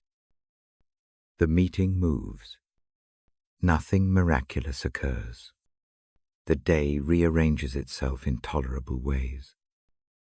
The felt strength is not dramatic, but it keeps motion possible. These small stories are not meant to be proof. They are examples of how divine support appears in daily life. The rock may be a felt steadiness under the feet. The fortress may be hands that help move a mattress. The deliverer may be the neighbor who says, "I have extra towels." Strength may be a voice that can speak calmly at 3 a.m. I offer a short practice now for anyone who listens. Place one hand on the chest. Place the other hand where your ribs expand. Breathe in slowly for 3 counts. Hold for 1. Breathe out for 4. With each exhale, imagine the word rock like a steady stone under the feet. Feel the shoulders descend a fraction. Say the psalm softly in your mind. Let the words be a gentle scaffold for the next small act. Mercy does not erase the need for work. It only makes the work possible. When the heart is steadied, problem-solving becomes less frantic and more careful. Decisions show up with less hurry. Patience becomes available. The daily tasks that once felt like boulders become manageable stones to place one by one. A steady life grows from these small, repeated acts. The habit of turning to the psalm in the quiet hour builds a rhythm. Nights when fear arrives are met with a practiced breath and a plan. Mornings follow with clearer steps. Or team. I notice less panic and more planning, less reactivity and more presence. Tonight, I keep the voice low and measured. I read the verse once more, so the sound can settle. The Lord is my rock, my fortress, my deliverer, my strength. I let the syllables fall like a soft hand on the shoulder.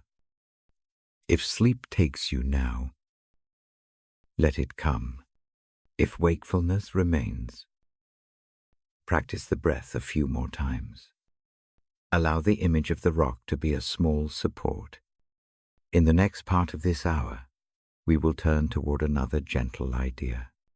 We will sit with the thought of joy found in God. Joy here is not a loud festival. It is a quiet gladness that sits beside sorrow and still makes room for laughter. We will meet it slowly and kindly. For now, rest with the steady thought that you are not alone in the dark. There is a rock beneath your feet and a hand that helps steady your steps. I will pause and leave space for the breath to do its work. When the next quiet begins, I will read again. Until then, hold the image of the rock and let it steady your chest. Sleep in the small peace that follows a measured breath. I open the book and rest my hand on the worn cover. The page bends easily beneath my thumb. I read Psalm 5. 1, 1, 2, slowly, and let the words breathe in the room. Restore to me the joy of your salvation. I pause and let the sentence sink like a small stone into still water. Joy is a quiet thing here. It does not leap or shout. It arrives as a small warmth behind the ribs.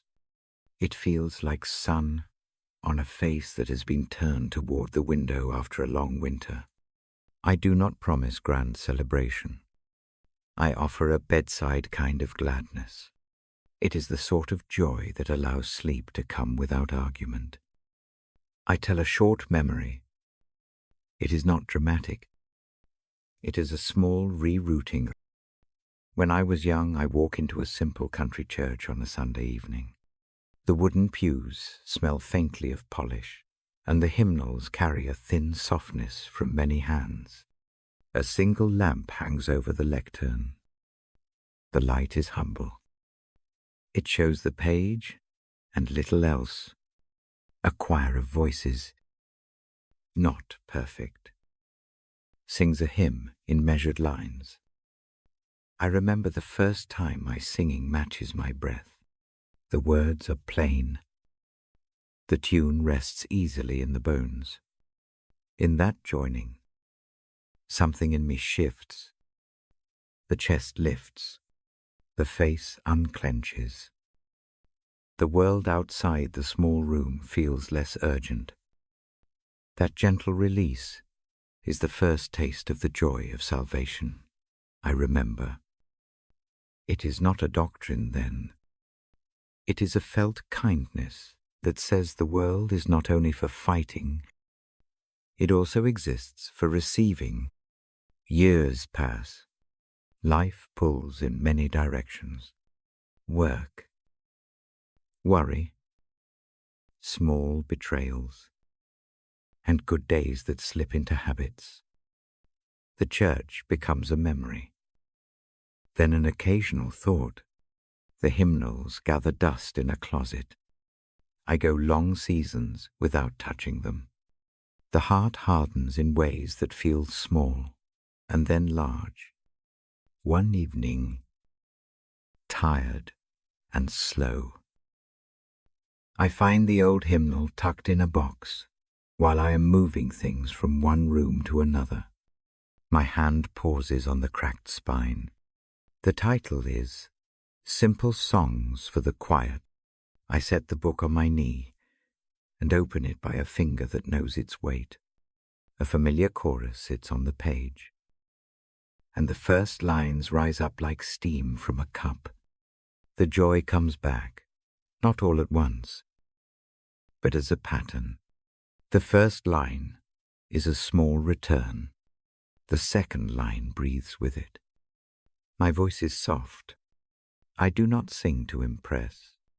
I sing to remember. The memory is not about returning to a place of perfection. It is about reconnecting a root. Roots do not always need to be visible to be real. They grow in hidden dark. Water them, and they send up leaves. Reconnecting to spiritual roots feels like that. There is an old center, and it takes small watering. Prayer becomes a simple sitting. Reading a verse becomes a gentle folding of a garment. A remembered prayer becomes like a cup of cool water. I take it slowly. I feel the refreshment. It does not erase the facts of the day. It changes the posture toward them. The Psalm's request, restore to me the joy of your salvation, asks for a return. It asks for a renewing of something that once lived. That request is humble and honest. It does not demand an explanation of why things went wrong. It simply asks for reconnection, for a restoration of the simple gladness that comes from knowing that mercy is nearer than I thought. I notice how small rituals help. One night, I make a tiny practice before bed. I rub my palms together until they feel warm. I set them over the heart. I say a short phrase aloud, restore my joy. I keep the words as simple as that. The sound is less important than the act of asking. The hand on the heart is a gesture of returning to a center. Then I breathe. Long, slow inhales, gentle, longer exhalers.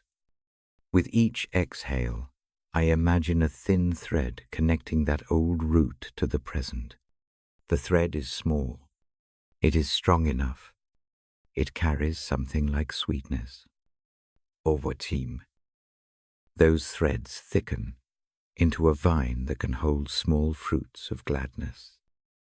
The fruits are not loud. They are steady. There is a practical side to the joy the psalm speaks of. Reconnecting to roots often shifts habits. I begin to keep a small candle by the book on the nightstand. The candle is not religious in the showy way. It is a marker. It says this is a place to be attentive. I light it and let its modest glow be an accompaniment to reading. The flame is steady. It helps the mind to settle. I also find songs to carry into the night. A hymn or a short verse becomes a lullaby for the adult self. The melody is a way to feed the memory. It is surprising how a tune can open a locked place. The brain remembers where the heart once rested. The remembering and the resting together create what the psalm calls joy. Joy here is less an emotion and more a posture. It becomes a way of turning toward the small gifts of each day. An neighbor's visible kindness, the way rain smells on hot pavement, the sound of a familiar voice at the right hour. These do not replace sorrow. They sit with it like small lights around a table. Their presence changes the shape of the room. Sometimes the reconnection looks like confession, not as a legalistic duty, but as a clearing of the throat. I name the small ways I drifted. I place them on the table. I ask for repair. The act of naming loosens the tightness that keeps joy at bay. Forgiveness and reconnection are partners in this work. One opens the hands, the other fills them with what the heart is ready to hold. I also speak of community. Roots seldom thrive in total isolation. A single hand may not carry the entire growth. Friends who understand the quiet things matter. I find a brief circle of people who meet for a simple reading once a week. We sit with a verse and a cup of tea. No speeches. No need for performance. Just presence. That practice helps the joy stay alive between the weeks and seasons. I read the psalm again. Slowly, restore to me the joy of your salvation. The words land like a small bell. I let the bell ring and then fade. Each ring leaves a warmer silence. The silence is not empty. It is where the joy begins to root again. If you want to try this with me, do a small thing now. Close your eyes, if that feels safe. Place one hand over the center of your chest. Breathe in slowly. As you breathe out, bring to mind one small memory of spiritual comfort, a song, a room, a gesture. Let that memory sit like a seed. Say the verse once in a quiet voice or in your mind. Imagine the seed being watered by a steady, gentle rain. Hold the picture a few slow breaths. Notice any small warmth that comes. Do not force a change. Accept whatever comes. Joy often returns in small increments. It arrives as a patient neighbor. It comes like a hand that steadies a lamp. I close the book for a moment and sit in the quiet. The candle keeps its small glow. The hymn hummed in the back of the mind.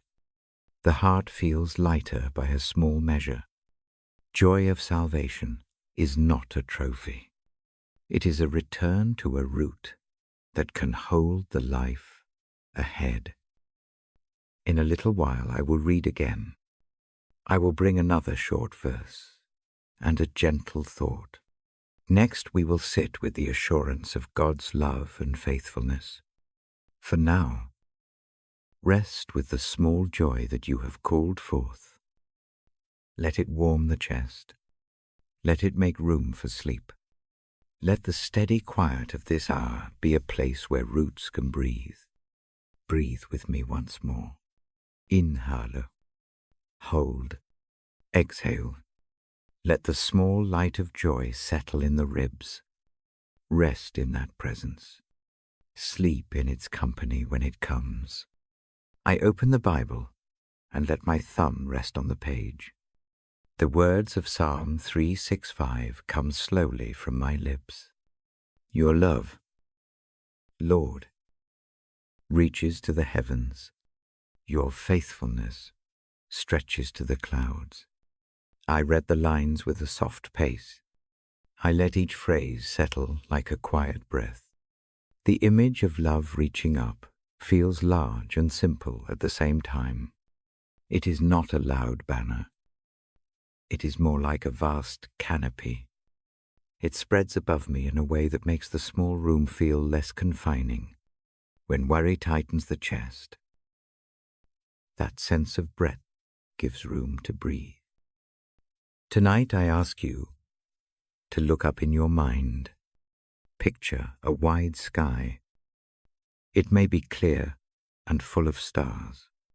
It may be clouded and heavy.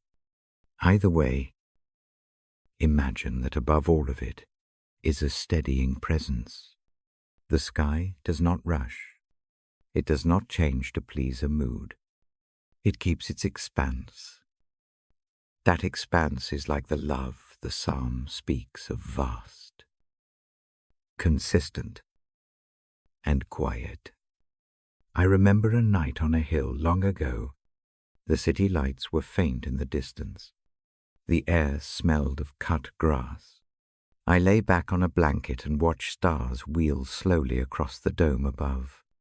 The feeling was small and large at once. Small, because I was one person under the sky. Large, because the sky made room for me without demanding anything in return. That is the kind of mercy I come to share in this hour. God's faithfulness looks like time measured in long. Steady stretches. Imagine the slow work of weather shaping stone. Imagine a coastline changing only by inches each year. Faithfulness is not always a flash. It is often a patient, daily keeping. That steadiness matters for weary minds. It means the heart can lean on something that does not fluctuate with the latest worry. If the thought of vast love feels abstract, bring it close with a small practice. Place your hand gently over the space where your ribs move. Breathe in. Hold for 2 gentle counts. Exhale slowly. Picture love like a wide cloak that drapes the shoulders and folds down around the knees. Feel how it lands, not as a grand spectacle, but as a steady weight that reassures and steadies. There are nights when the world shrinks into a cluster of small fears, bills, names forgotten, conversations replayed, pain that wakes in the dark. In those hours it helps to remember that the psalm points upward. The reach of love goes beyond the edge of each small worry. That does not mean the worry disappears. It means there is a broader context in which the worry exists. Context matters. It changes the tone of the night. I think of faithfulness like a lighthouse. The beam does not sweep the whole sea at once. It rests on a narrow line and makes that line visible when a boat drifts close. That small beam is a guide. Likewise, God's faithfulness meets the small paths we walk at specific points and offers direction. The light is not always dramatic. It is sufficient There is comfort in the ordinary ways faithfulness appears. A neighbor who leaves a covered dish at the door. A child who reaches for a hand. A friend who remembers to call. These small acts are not cosmic fireworks. They are the everyday fingers by which love reaches from heaven to the table. Keep an eye out for them tonight. Notice one small evidence of kindness. Let that notice be a quiet proof. Sometimes the idea of divine love reaching to the heavens can feel distant because it sounds large and impersonal. So I try a different picture. Think of a single river that begins in a mountain spring and flows long distances.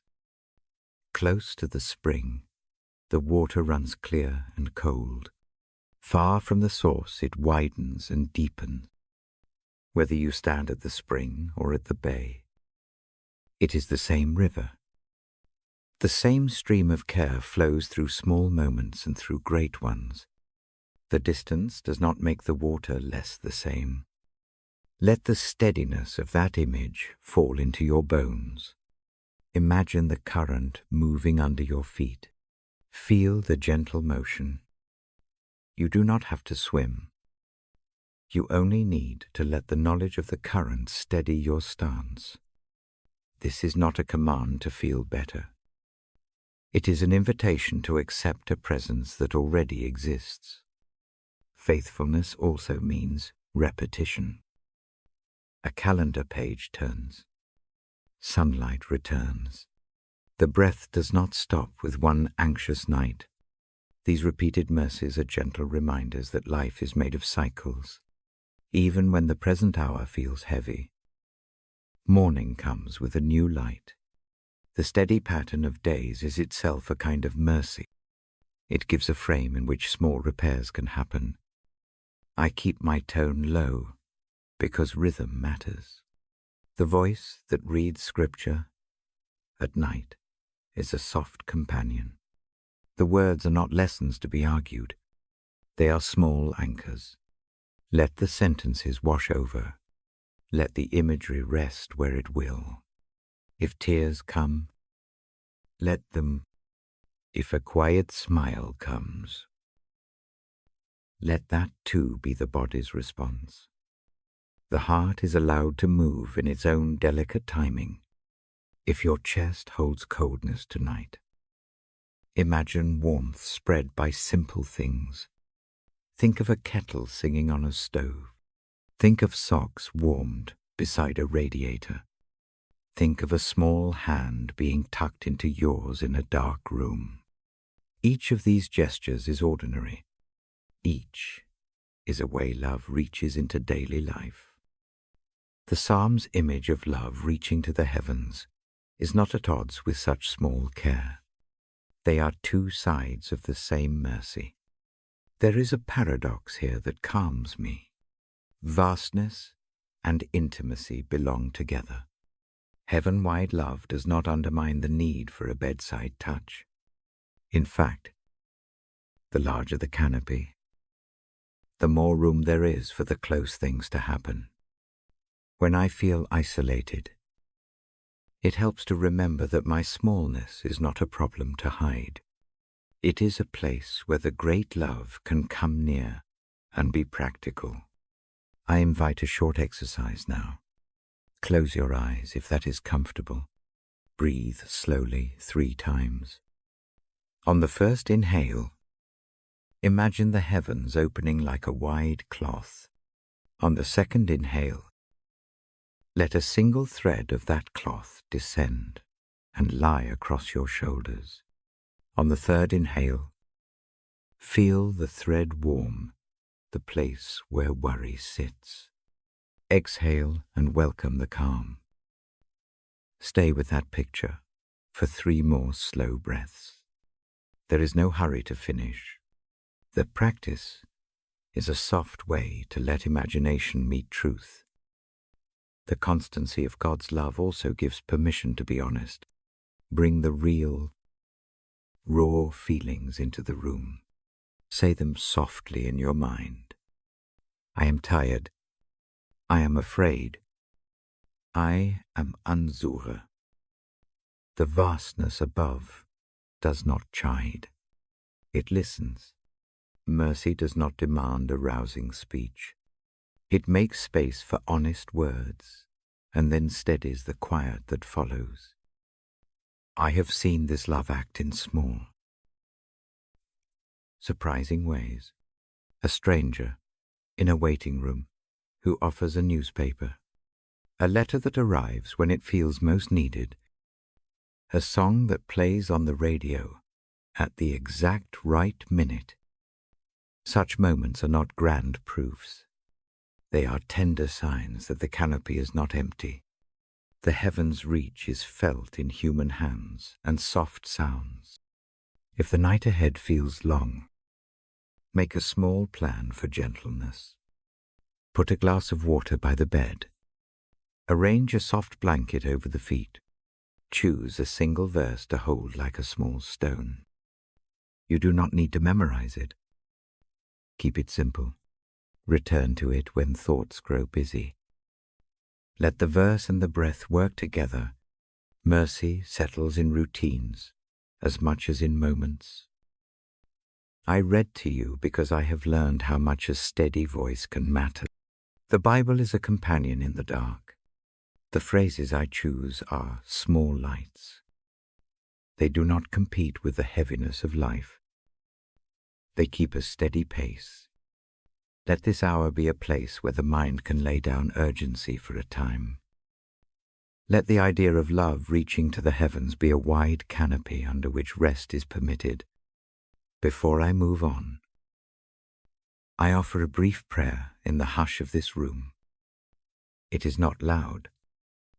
It is simply a slow, inward asking, let your love, wide as the sky, rest on the places that ache. Let your faithfulness be a steady rhythm under the breath. Let the heart feel the room widen and the load feel less urgent for a night. Amen. The word may rest like a soft exhale. In the next part we will sit with another small practice. We will turn from the vastness of love to the patient rhythm of timing. Acceptance of God's timing comes like a slow tide. It asks for the same calm attention we give to the stars. For now, linger in this broadness a while longer. Breathe. Rest. Let the thought of boundless love become a quiet companion as sleep approaches. I place the book on my knee and let my thumb find the thin page. I read Psalm 3, 115, slowly and clearly. My times are in your hand. I pause and let the words rest in the dim room. I do not rush them. I breathe between each short clause. Timing is a tender thing. It presses against the ribs in small ways. It asks questions that have no immediate answer. I know the itch to hurry. I know the habit of making lists and trying to make life fit the plan by sheer force of will. Nights grow thin when time feels like an enemy. The verse changes that tone by 2 small words in your hand. I tell a small story. It is gentle and ordinary. Some years ago, I plan a trip that matters more than the map suggests. I schedule flights and make lists for the house. Everything seems arranged. Then the first delay comes. The word delay sits on the phone like a small stone. I find myself irritated in a way I did not expect. The chest tightens. The mind starts to run ahead, making alternate routes and worst-case scenarios. The second delay is longer. The plane cancels.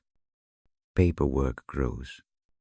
My plans fold like a map in a pocket that has been carried too long. At first I grip the paper and try to force the fold straight. Nothing straightens. The insistence to control makes the throat dry. Then something quiet happens. In the waiting area, I sit and let the world move at its own slow rhythm. I displace the list for a moment and look around the room. There is a woman with a sketchbook. There is a man feeding a small, sleepy child. Someone offers a magazine to a traveler who did not bring one. I begin to watch small acts instead of running mental errands. A new plan appears without drama. A cancelled flight means an extra night in a town I had never planned to see. In that extra night, I find a small cafe with warm light. I drink tea. I listen to no news. A conversation starts with a quiet person who happens to be there. They speak not with purpose, but with ease.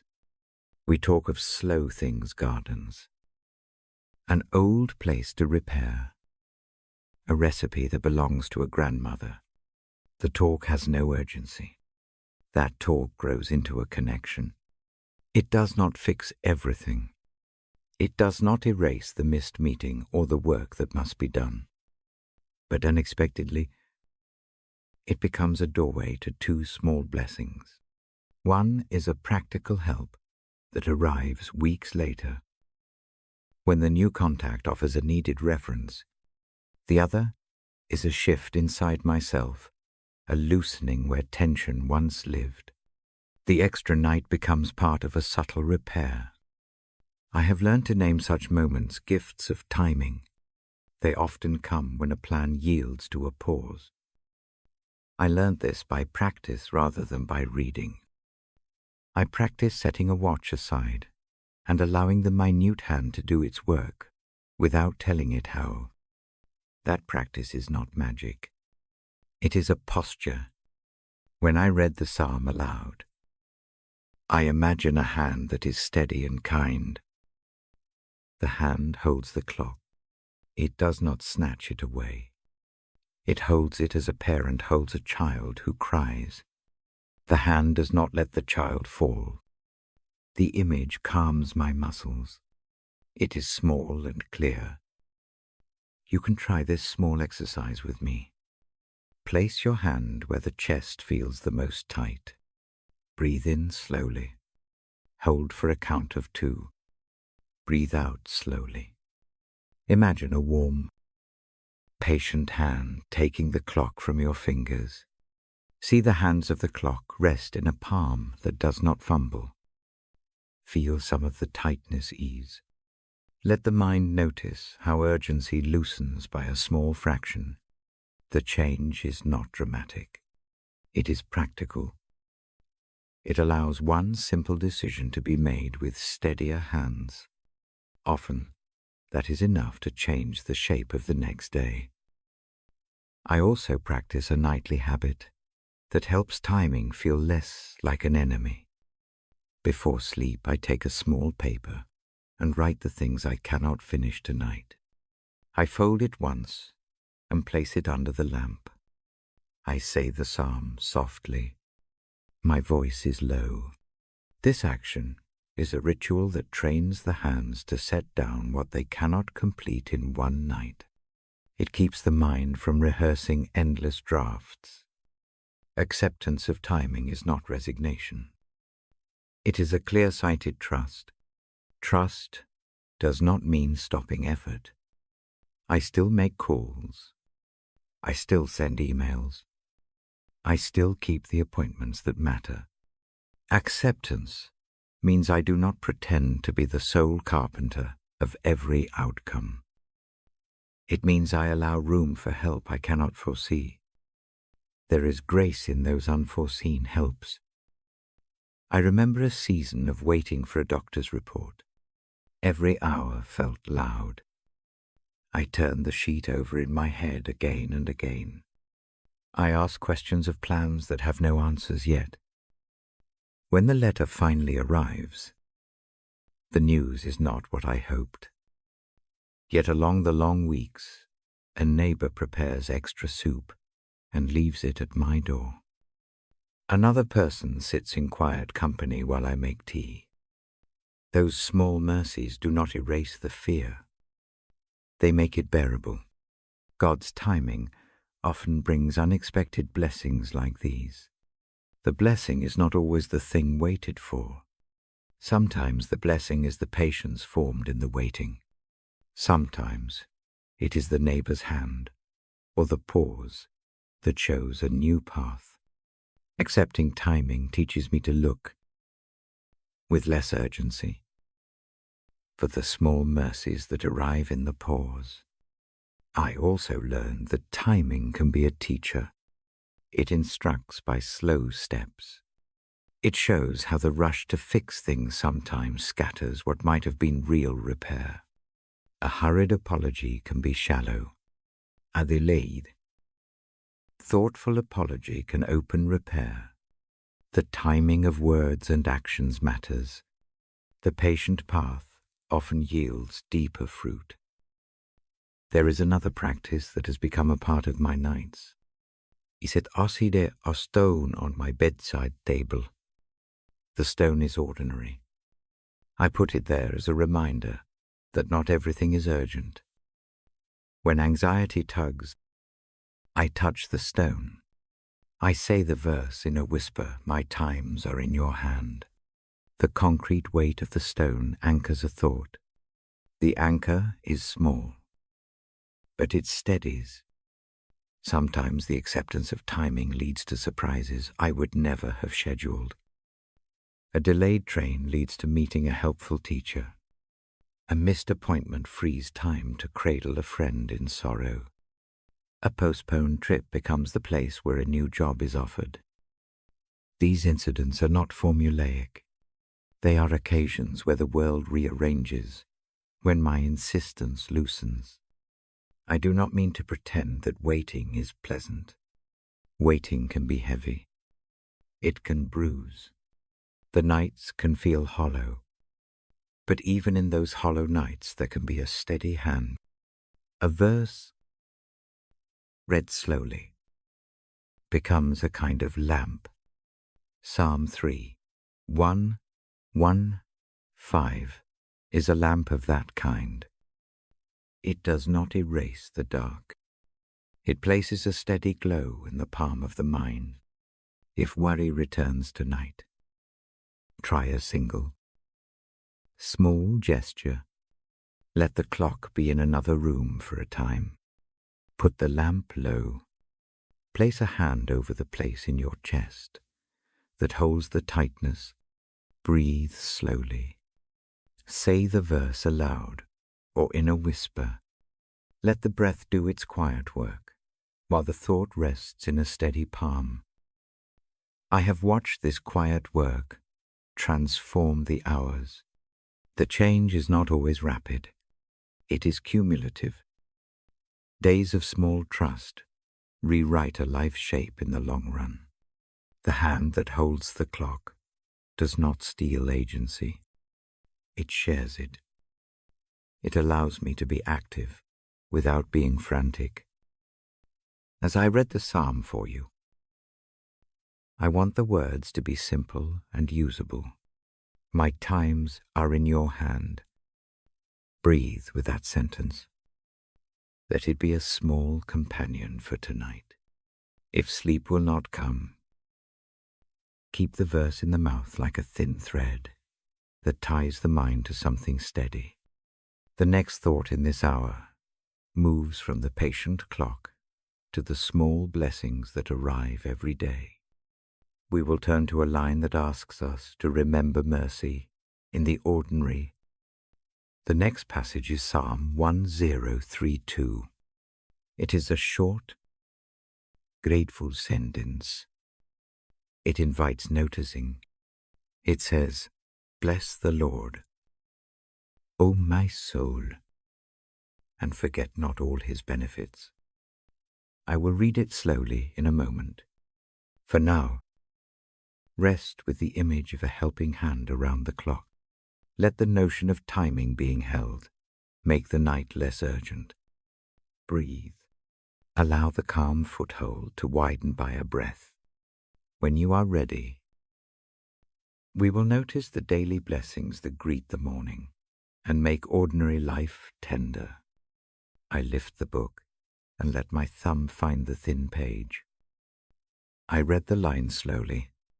Bless the Lord, O my soul, and forget not all his benefits.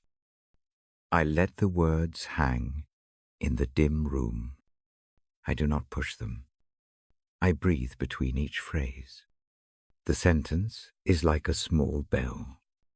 It calls the heart to attention in a gentle way. It asks only one thing: remember. Remembering is a kind of worship. It is also a practical strap to hold the day together. I begin with small images. A kettle on the stove sings. Steam lifts. Soft and steady. The sound is ordinary. It is also a mercy. The warm cup steadies the hands. The hot mouth tastes of care. That single moment is a benefit. I name it in my mind and keep it like a pebble. The front door closes with a familiar click. A dog pads across the floor. A neighbor waves from the porch. The sound of another person's kindness is small. It is easy to miss. It is easy to forget. The psalm says not to forget. So I hold the moment and breathe. I do not mean heavy lists. I mean the tiny things that add up. The shape of sunlight on a table. The way rain makes the air smell like new earth. The thread of a laugh that surprises a tired afternoon. These are not trivia. They are signs of a world not indifferent to care. I practice memory like a simple art. At the end of the day, I take a breath and call 3 small gifts to mind. I do not try to be clever. I do not gather trophies. I choose what feels true. One might be a quiet text from a friend. Another might be the way a child finds delight in paper.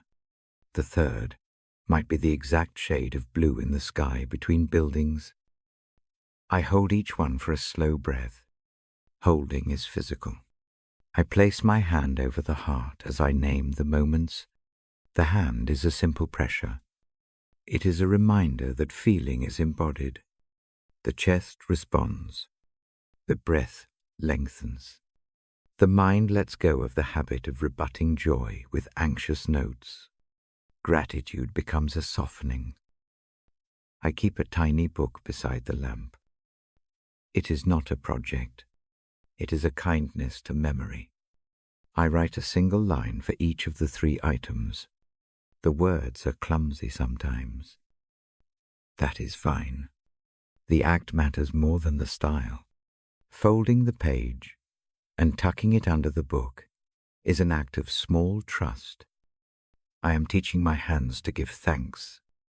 The practice does not fix hard things. If the day has grief or sharp loss, the list does not erase it. Instead, the list becomes a margin of light. It makes living with sorrow possible. A sorrow still sits in a larger place that includes the small mercies. The presence of both is true. I remember a winter evening when the list felt impossible. The house hummed with a fatigue that had no convenient cure. I walked slowly to the window and found 2 sparrows on the sill. They fluffed in the cold and pecked at the crumbs someone left. The smallness of their lives struck me as a benefit. Their ordinary motion became a sign. I named them gently and kept their image like a small lamp. Gratitude trains the eye to notice. The heart learns a new grammar. Instead of measuring life only by big events, the mind leans into the small good. The Psalm's call to remember becomes a habit that rewires the night. The habit builds a seam where mercy can enter. I also practice a short-spoken prayer as I close the book. I am quiet. I do not make long speeches. I say a simple sentence of thanks for the 3 small things. I let the words sit. Saying thank you aloud makes the moment heavier and truer. The sound carries through the room like a small bell. Sometimes gratitude looks like returning a favor. A neighbor leaves a bowl by my door. I warm the meal and leave it on my stoop for someone else who walks past. The chain continues in small ways. Mercy moves hands to hands in the ordinary. I see God's splendor not only in sunsets, but in the way people do tiny things for one another. Another small practice helps when memory feels woolly. I take a photograph of a quiet thing, not for show, not for proof. The image is a reminder for a later evening when the mind feels thin. I look at the photo and let the memory return. The camera becomes a gentle aid rather than a loud demand for performance. Gratitude also shows in bodily rhythms. I bless the feet that have carried me today. I name the tired muscles and thank them for the work. I thank the lungs for breathing steady air. This may sound odd at first. It is a humble practice. It roots praise in the body. The psalm invites the soul to bless. I find that the soul often needs the body's language to feel sincere. There is a soft theology in these small acts. God's splendor shows in the pattern and quality of ordinary things. A loaf of bread, a warm blanket, a steady friend. These are not lesser benefits. They are a web of mercies that keep life moving. The Psalm's language teaches me to notice the weave. I find that naming one habit changes nights. If the body is restless, I take the list and trace it with a finger. I recall the sound of the kettle. I let the memory of a neighbor's smile expand. The breath follows the image and grows calmer. The night yields more easily to sleep. Tonight I read another line. I turn the page with care. Your word is a lamp to my feet and a light to my path. The words come slow. They rest on the lamp's glow like 2 small birds. I do not rush them. The phrase itself becomes a practice. Finding sanctuary in God's word begins with small gestures. I keep a Bible on the nightstand. The cover shows the wear of use. The pages smell faintly of paper and time. When the night is loud, placing that book within reach is an act of sanctuary. A lamp on the table is practical. It does not chase away all darkness. It gives enough light to find the next step. The Psalm's image of a lamp fits the bedside well. The word functions like that lamp. A single verse reads the map for the next footfall. It does not reveal the whole road. It clarifies the immediate step. I read one short verse before sleep. I read it slowly. I let the sentence sink. The practice is not about learning more facts. It is about finding a steadying word. A line in the Bible becomes a lamp I can carry for the minutes ahead. There is a way to make the Bible a sanctuary without pressure. Choose a verse that softens the heart. Keep it under the lamp. Read it once. Slowly close the eyes and let the words move through the chest. The verse lights a tiny path inside the mind. It shows where to place the foot of thought gently. Some nights, the sanctuary is simply listening. I let the verse fall into the ear like soft rain. I do not try to solve everything. I allow the rhythm of the words to calm the nervous system. The Bible's language, repeated with quiet attention, becomes an anchor. A practice that helps me is to imagine the verse as a small lantern in my hand. I picture the light focused at my feet. It shows the immediate board of the next step. I do not need to see the whole staircase tonight. One safe step is enough. Another small habit is to make the lamp and the book part of a ritual. I close the curtains. I dim the room. I place the Bible on the nightstand. I light a candle or switch the lamp to low. The gestures are plain, but they tell the body that the hour is moving toward rest. The word then carries the tone of the room. If sleep refuses to come, I return to the verse. I whisper it like a lullaby. I let the syllables match my breath. The language and the breathing settle together.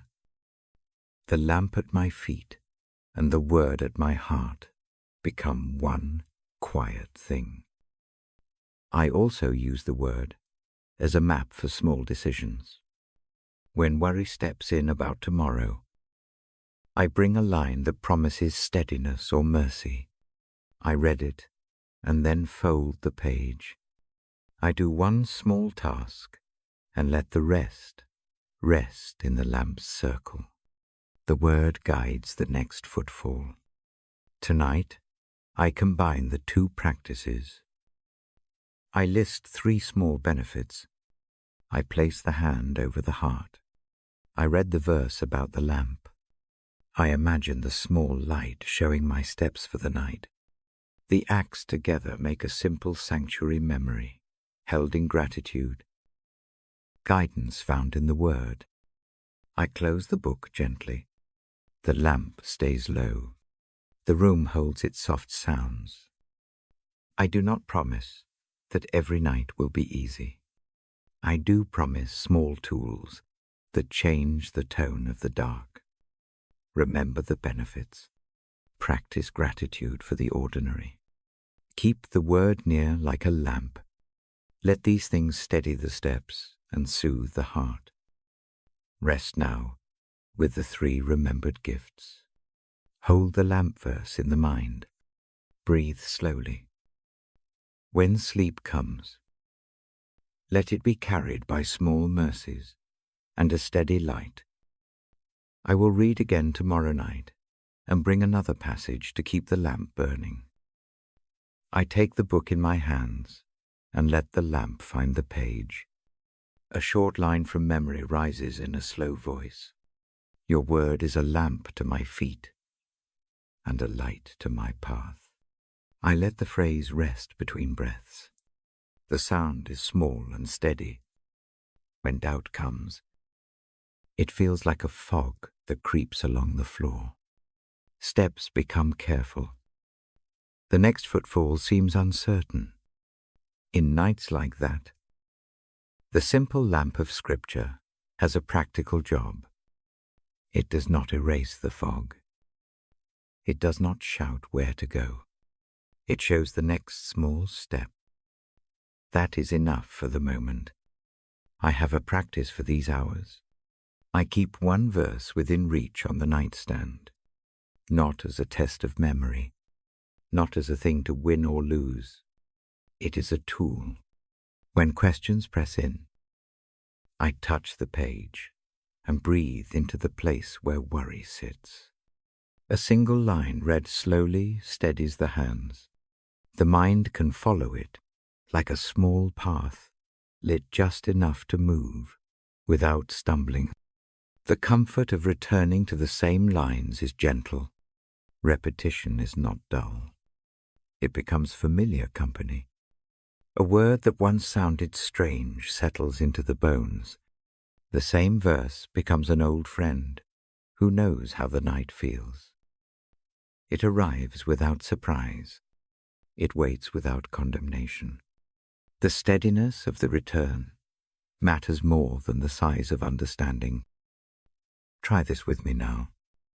Close the eyes if that feels safe. Place one hand over the soft part of the chest. Breathe in slowly. Let the breath fill the belly. Hold for 2 quiet counts. Exhale long.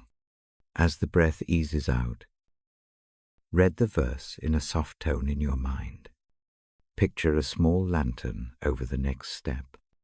Let the tiny image steady the chest. When doubt is loud, I do not try to answer every question. I let the word act as a simple lamp. I read a short phrase, and then I pause. The pause is important. It gives the phrase time to sink into the body. In the silence that follows, the mind often finds a small place to land. The body responds with a little slackening of muscle and a longer out-breath. One night, I cannot sleep because a decision seems too wide. The future looks like a field without fence lines. I keep the book by my hand and read the same sentence 3 times slowly. Between each line, I breathe and listen. The huge picture does not clear, but a single next step becomes visible. I can move toward it. The movement is not heroic. It is ordinary, and therefore possible. Returning to God's Word is also a kind of habit that trains the nervous system. The first times it feels artificial. With repetition, the body learns to match breath to phrase. The heart learns that words can be a calm anchor over weeks. When doubt returns, the hand reaches without drama. A small line read slowly is enough to soften the edges of fear. The habit becomes mercy. It helps to make the practice bodily. Keep a lamp low. Set the Bible on the nightstand with a ribbon or a small stone marking a favorite line. Place a cup of warm tea within reach, if that comforts. These small arrangements tell the body that the hour is for rest and that the Word is a companion, not a burden to perfect. Ritual does not solve everything. It simply shapes a frame that helps mercy. And when I read aloud in this hour, I choose short lines that can be held. Long arguments do not belong in the night. The aim is to invite calm, not to win a debate. I let silence follow each sentence. I let the pause be part of the reading. The silence gives room for the lamp to do its work. Let the light show you where your foot finds the floor next. Sometimes returning to the scripture is like checking a compass. The compass does not tell me the whole route. It points north. By keeping it in hand, I stop wandering in circles. The Bible's phrases act like that compass. They reorient after a spell of getting lost in worry. A single line can say, simply and kindly, go this way for one step, and then wait. That single permission to take one step changes many nights. Before I move on, take another soft breath with me. Inhale, steady. Hold. Exhale slowly. Let the lantern image warm your chest. Let the knowledge that a small light is available be enough for now. If a question comes back, return to the lamp. Read the lines slowly. Rest in the pause. The path will reveal one step at a time. Now I turn to a linked habit. If a lamp helps guide the next step, then memory trains the eyes to see farther along the road. I turn pages and find a line that asks me to remember. The psalm invites a simple work. Recall the deeds of the Lord. I read it with a soft voice and let the thought sink in. Remember the deeds. Let memory become a muscle. Remembering is less a task of proving and more an act of faith. Memory steadies belief by pointing to facts already lived. When doubt whispers that care is unlikely, memory can answer with small truths. of a skinness, a door that opened unexpectedly, a conversation that calmed a night. These are deeds to remember. They are not grand miracles to debate. They are small proofs that mercy moves in human life. I keep a small book for this work. It is plain and unadorned. On a slow night, I write a single sentence about a way I felt helped. Not a sermon, not a list of perfect theology. A child's laugh at the right minute, a neighbor's bowl on the porch, a job that began after a dry stretch. I write the line and fold the page. Over time, the pages collect. They become a modest dossier of care. Practice with me. Close your eyes. Bring to mind 3 small ways life has shown help. Let them come as images, not arguments. Maybe a hand that steadied you. Maybe a meal left at the door. Maybe a word that arrived in the exact moment it was needed. Hold each image for a slow breath. Let the fact of the deed sit beside the doubt in your chest. When memory is practiced, faith grows less fragile, like muscles. Recollection strengthens with gentle repetition. The mind learns to call up these small facts when fear murmurs. It is not a forced proof. It is a gentle counterweight. The memory does not make hard things vanish.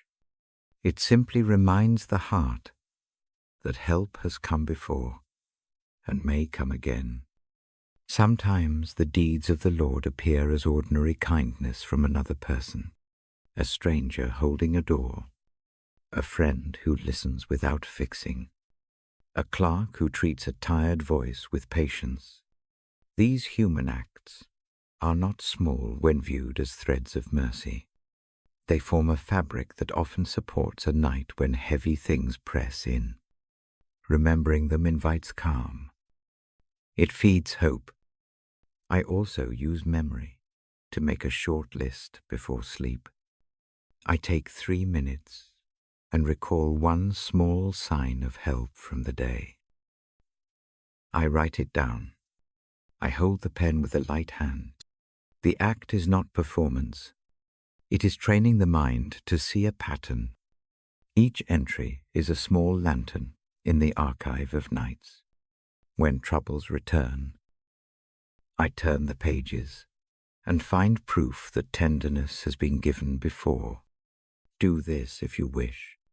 Name aloud, in a low voice, one past kindness you remember. Let the sound be spare. Let it rest in the room. Breath after the name. Notice how the body shifts.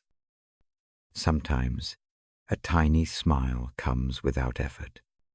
Sometimes the chest eases. The change is modest. It is enough. Reflection is also quiet work. I do not pressure myself to recall masterpieces. I ask for the small things.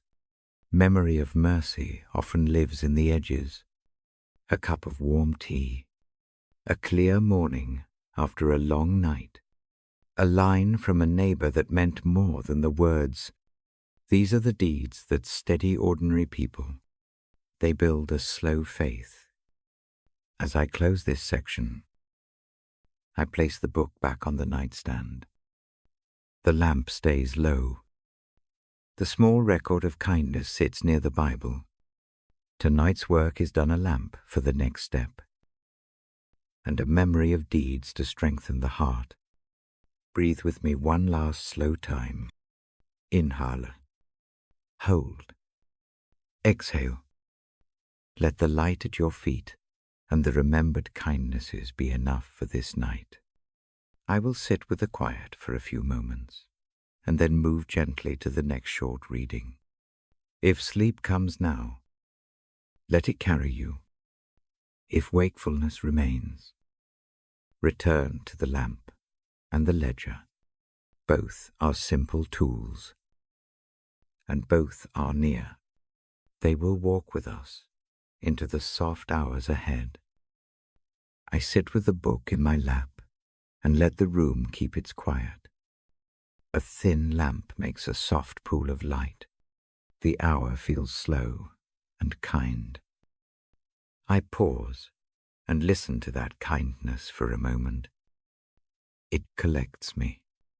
There is a simple truth I return to again and again.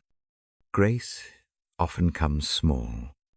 It arrives in ways that do not demand a curtain call, a hand offered at a doorway, a bowl left on a step, a word that says it is enough for tonight. Those small mercies build a pattern or team. That pattern becomes faith, not in an abstract idea, but in a lived companion. I remember a time when failure felt like a door that would not close. Tasks piled up. Apologies went short. Sleep retreated. Instead of a sudden rescue, a sequence of small things happened. A friend took an hour to listen. A neighbor fixed a leaky pipe. A stranger held open a heavy door. Each act was ordinary. Each act made another small step possible. Those steps add up. They become a bridge across the place where confidence once stood, but had been worn away.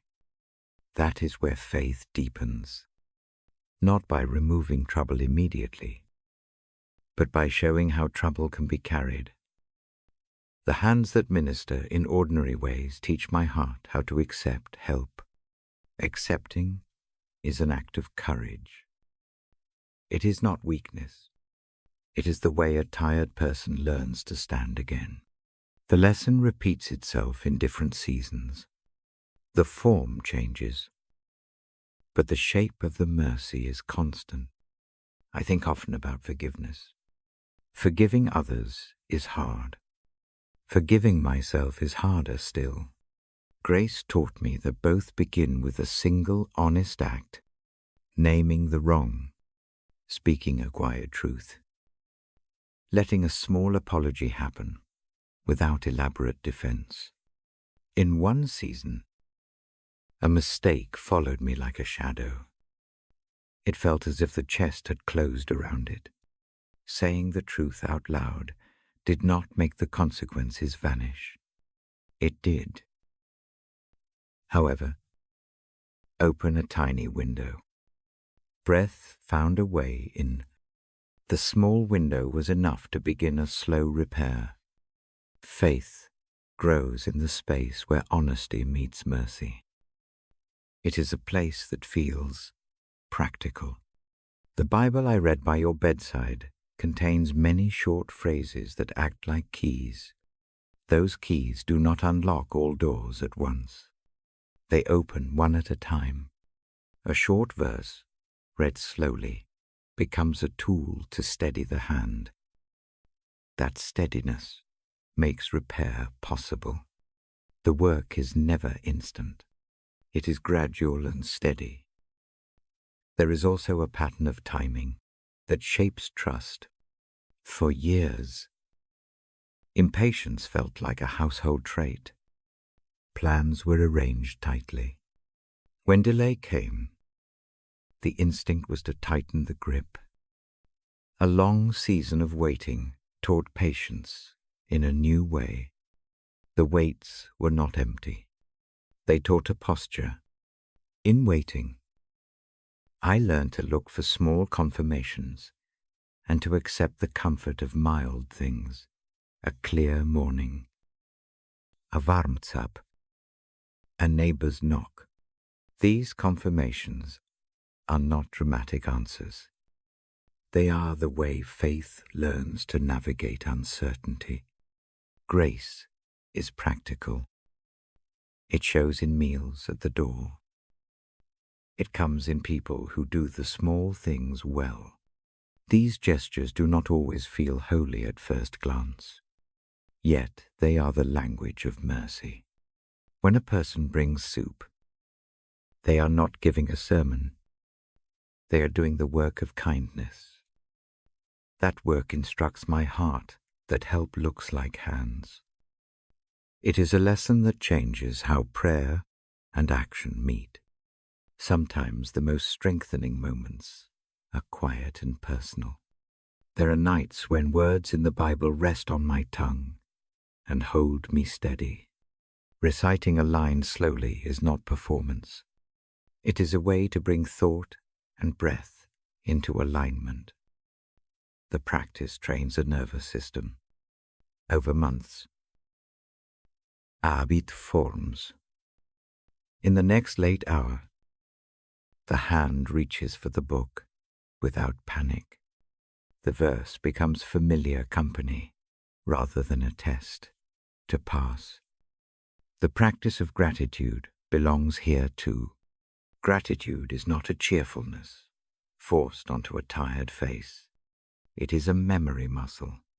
Each night, I call to mind a small gift from the day. It might be the exact shade of light on the wall. It could be a laugh, shared at an unlikely moment. Naming one small kindness rewires the heart. It does not deny a hard fact. It simply widens the field in which hard things sit. The wider field makes living with sorrow possible. Community plays a part in how faith is strengthened. There are people who come like a steady chair beside a weary one. They do not always speak pious words. They offer presents. They help with bills. Pick up a child from school. Hold a hand during a difficult appointment. The pattern of ordinary acts teaches me that God's mercy often moves through human hands. That recognition softens the pride that resists asking for help. It becomes easier to receive. Receiving is a spiritual habit, as important as giving. There are nights when doubt feels loud and clever. It offers many theories and a host of what-ifs. A small, steady practice helps with that noise. I close my eyes. I breathe slowly. I name one fear in a short phrase and lay it beside a lamp in my imagination. I picture a hand that picks it up tenderly and sets it down with care. The image is not a theological argument. It is a quiet rehearsal. The body responds. Breath lengthens. The mind stops rehearsing endless scenarios for a while. That pause is a mercy. It is a place where trust grows. Grace also shows us correction. Compassion does not always mean permissiveness.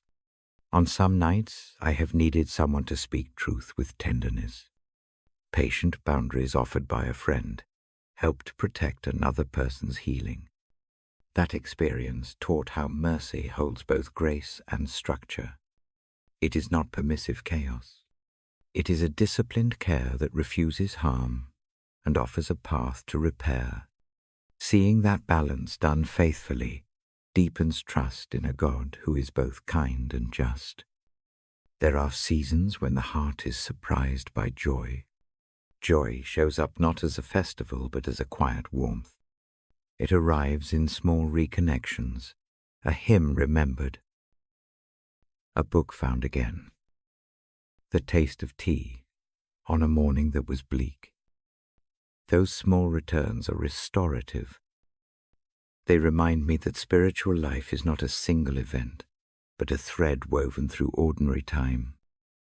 The joy of God's presence is not always loud. It sometimes sits like warm cloth on a cold shoulder. Faith is not a shield against troubles. It is a way of walking through them. When a neighbor left a warm pastry on my palm years ago, the gesture did not solve every problem on my list. It did not change the facts of the day. Yet it changed the tension in the chest enough for the next step. That change was grace. It taught me to look for mercy in small forms. It taught me that faith often asks for a softening of the body, before it asks for grand understanding. I keep a small notebook beside the lamp now.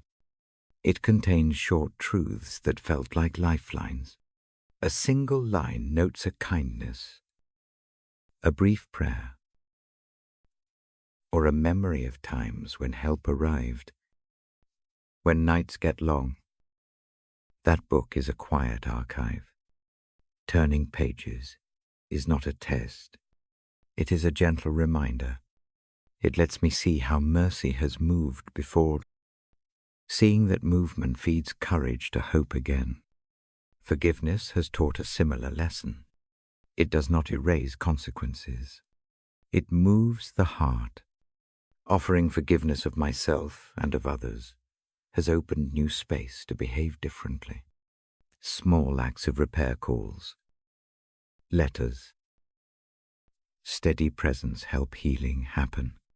Mercy is not a single dramatic pardon. It is a pattern of small acts that together make the road ahead traversable. As I sit with these reflections, I do not promise a life free from pain. The nights still come, the losses still appear. The body still ages. What faith gives is not immunity. It gives companionship and tools. It provides small, steady practices that make the dark hours manageable. A measured breath, a brief verse, a hand on the chest, a remembered kindness, a friend who sits quietly. These are ways of receiving grace. I will read to you tomorrow. I will bring simple lines again. My aim is the same as tonight, to keep a voice beside the bedside, to let Scripture act as a small lamp, to point toward mercy without heavy words. For now, hold one thought grace finds its way through small, ordinary acts. Let that thought be a companion for this hour. Place a hand where the chest feels most tight. Breathe in slowly. Hold. Exhale. Imagine one small kindness you received. Let that memory sit like a warm stone in the palm. Feel its weight steady the breath. Rest there for a few slow moments. When the pause ends, we will move to the closing hour. I will gather these threads and offer a final encouragement. For now, let the quiet of the room and the small mercies of the past hold you. Let those memories strengthen your faith tonight, not by argument, but by the gentle proof of lived grace. I close the thin book gently and let the lamp keep its small pool of light. I rest my hand on the cover for a moment. The hour holds a quiet weight. I breathe with you and slow my voice. Tonight, I will bring one last gentle line from the Psalms. I choose it like a small key. I do not want to solve all things. I only want to steady the hand. I let the verse fall softly into the room. It acts as a small lamp for the last steps before sleep. You may place a hand where the chest feels most tight. Breathe with me. Inhale slowly. Hold 2 calm counts. Exhale and let the shoulders descend. Repeat once more. Keep the rhythm easy. Let the breath be a friend. I read, "The Lord will keep you in perfect peace as you rest." I say the words slowly. I let the sound be a hush. The phrase is not a grand argument. It is an invitation. It offers a place to lay the day down. Peace here is practical. It is not a promise that all trouble disappears. It is a small room where the mind may come to rest for a while. It is the felt sense of being held. Imagine a soft hand at the back of the neck. Imagine a steady presence tucking the blanket more snugly around the shoulders. The image is domestic. It is calm. I have walked many nights that felt thin and sharp. I know the work of the mind as it rehearses worry, until the small hours. In those nights a verse is a tool. It is a compass, not a spectacle. It marks one step you can take without needing to see the whole road. That is what I offer now. The Psalms are full of short doors like this. Each door opens into a quiet room. Some rooms hold mercy. Some rooms hold correction. Some rooms hold a gentle joy. I have kept a lamp beside many doors. I bring them to you in slow sentences. They are not arguments.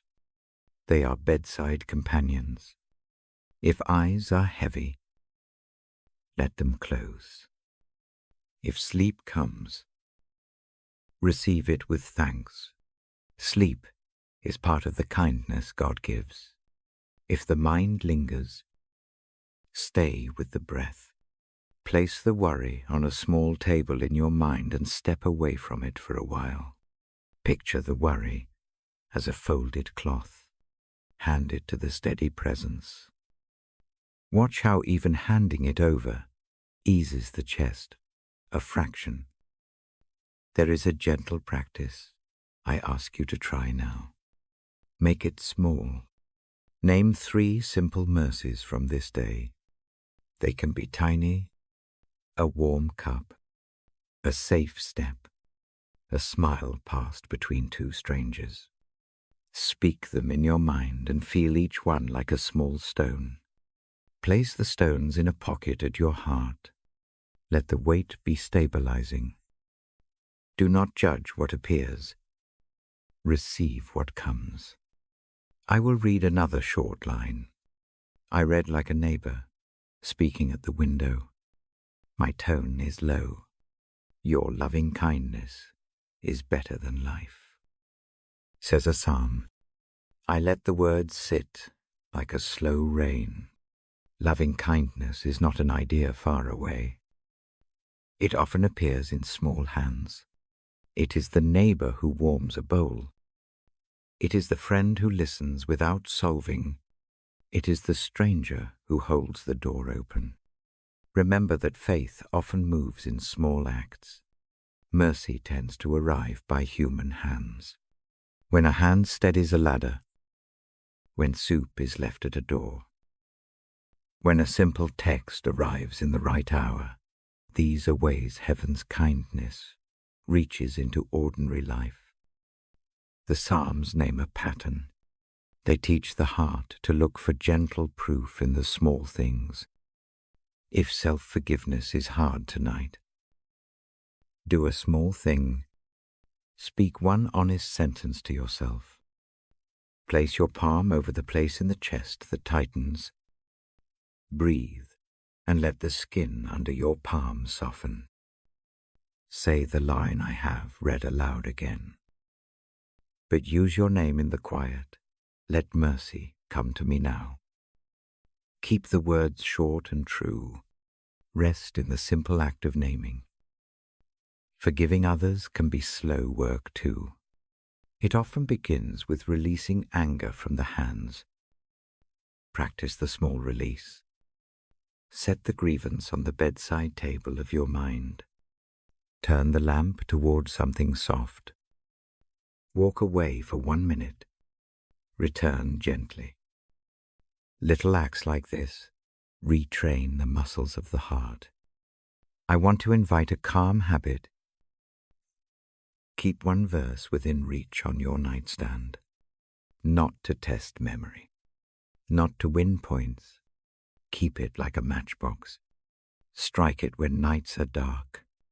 Let the single candle you light be small and stable. Read the line. Breathe. Let the lamp show the next step. Before we end, let us gather what we have learned in this hour and in the whole set of evenings. Mercy is practical. It shows up in low ways. Presence is steady. It is less a show of power and more a bedside hand. Timing is patient. plan your days, but learn to open your hands in waiting. Joy returns when roots are tended. Gratitude trains the eye to see small gifts. Forgiveness begins with a single truthful word. These are not quick fixes. They are habits. They are slow gardening. They ask for patience. They ask for small, repeated acts. They ask that you rest with a verse, not that you debate it into silence. I will speak a short benediction now. My words are a closing gesture. I do not commend. I offer rest now in the quiet. Let the psalm be a pillow for the mind. Let the breath be a steady tide. Let the memory of small mercies warm the chest. You may sleep with your hand on your heart if that helps. You may keep the lamp low. If tears come, let them be. They are part of openness. If a small smile slips out, let it come too. Emotions are human weather. The verse remains a steady sky. I invite you to return to the Psalms. Read a line slowly. Live with it a few nights. See how it changes the pattern of thought. Let the word be a companion on small roads, not a hammer of proof. Take time. Let questions rest. Let mercy work. If someone you love needs quiet, share this hour with them. Tell them about the lamp you keep by the bed. Offer a reading in a soft voice. No persuasion is necessary, just the gift of calm. It is often enough. Now, a short practical step. Before sleep, place 3 thankful thoughts in the mind. Say the brief line you prefer from the Psalms once. Fold your hands loosely on your belly. Breathe in for 4. Hold for 2. Breathe out for 6. Let the last exhale be slow and full. I lean close to the end of this final reading. My voice is softer still. I will be quiet now for a few long counts. Let the silence hold the verse. Let the silence hold you. Mercy lives in the small places. Peace comes by steady acts. Hope rests in the patience of nights. May you sleep in a calm that is not fragile. May you wake with room in your chest. May the small mercies of the day collect around you. May the Psalms remain a hand you can reach for in dark hours. Good night. Rest now, held in a love that is near. Share this gentle hour with another if you feel called. Return to these pages whenever the night feels long. I will keep reading, one calm line at a time. For now, breathe. Lay down. Sleep in peace.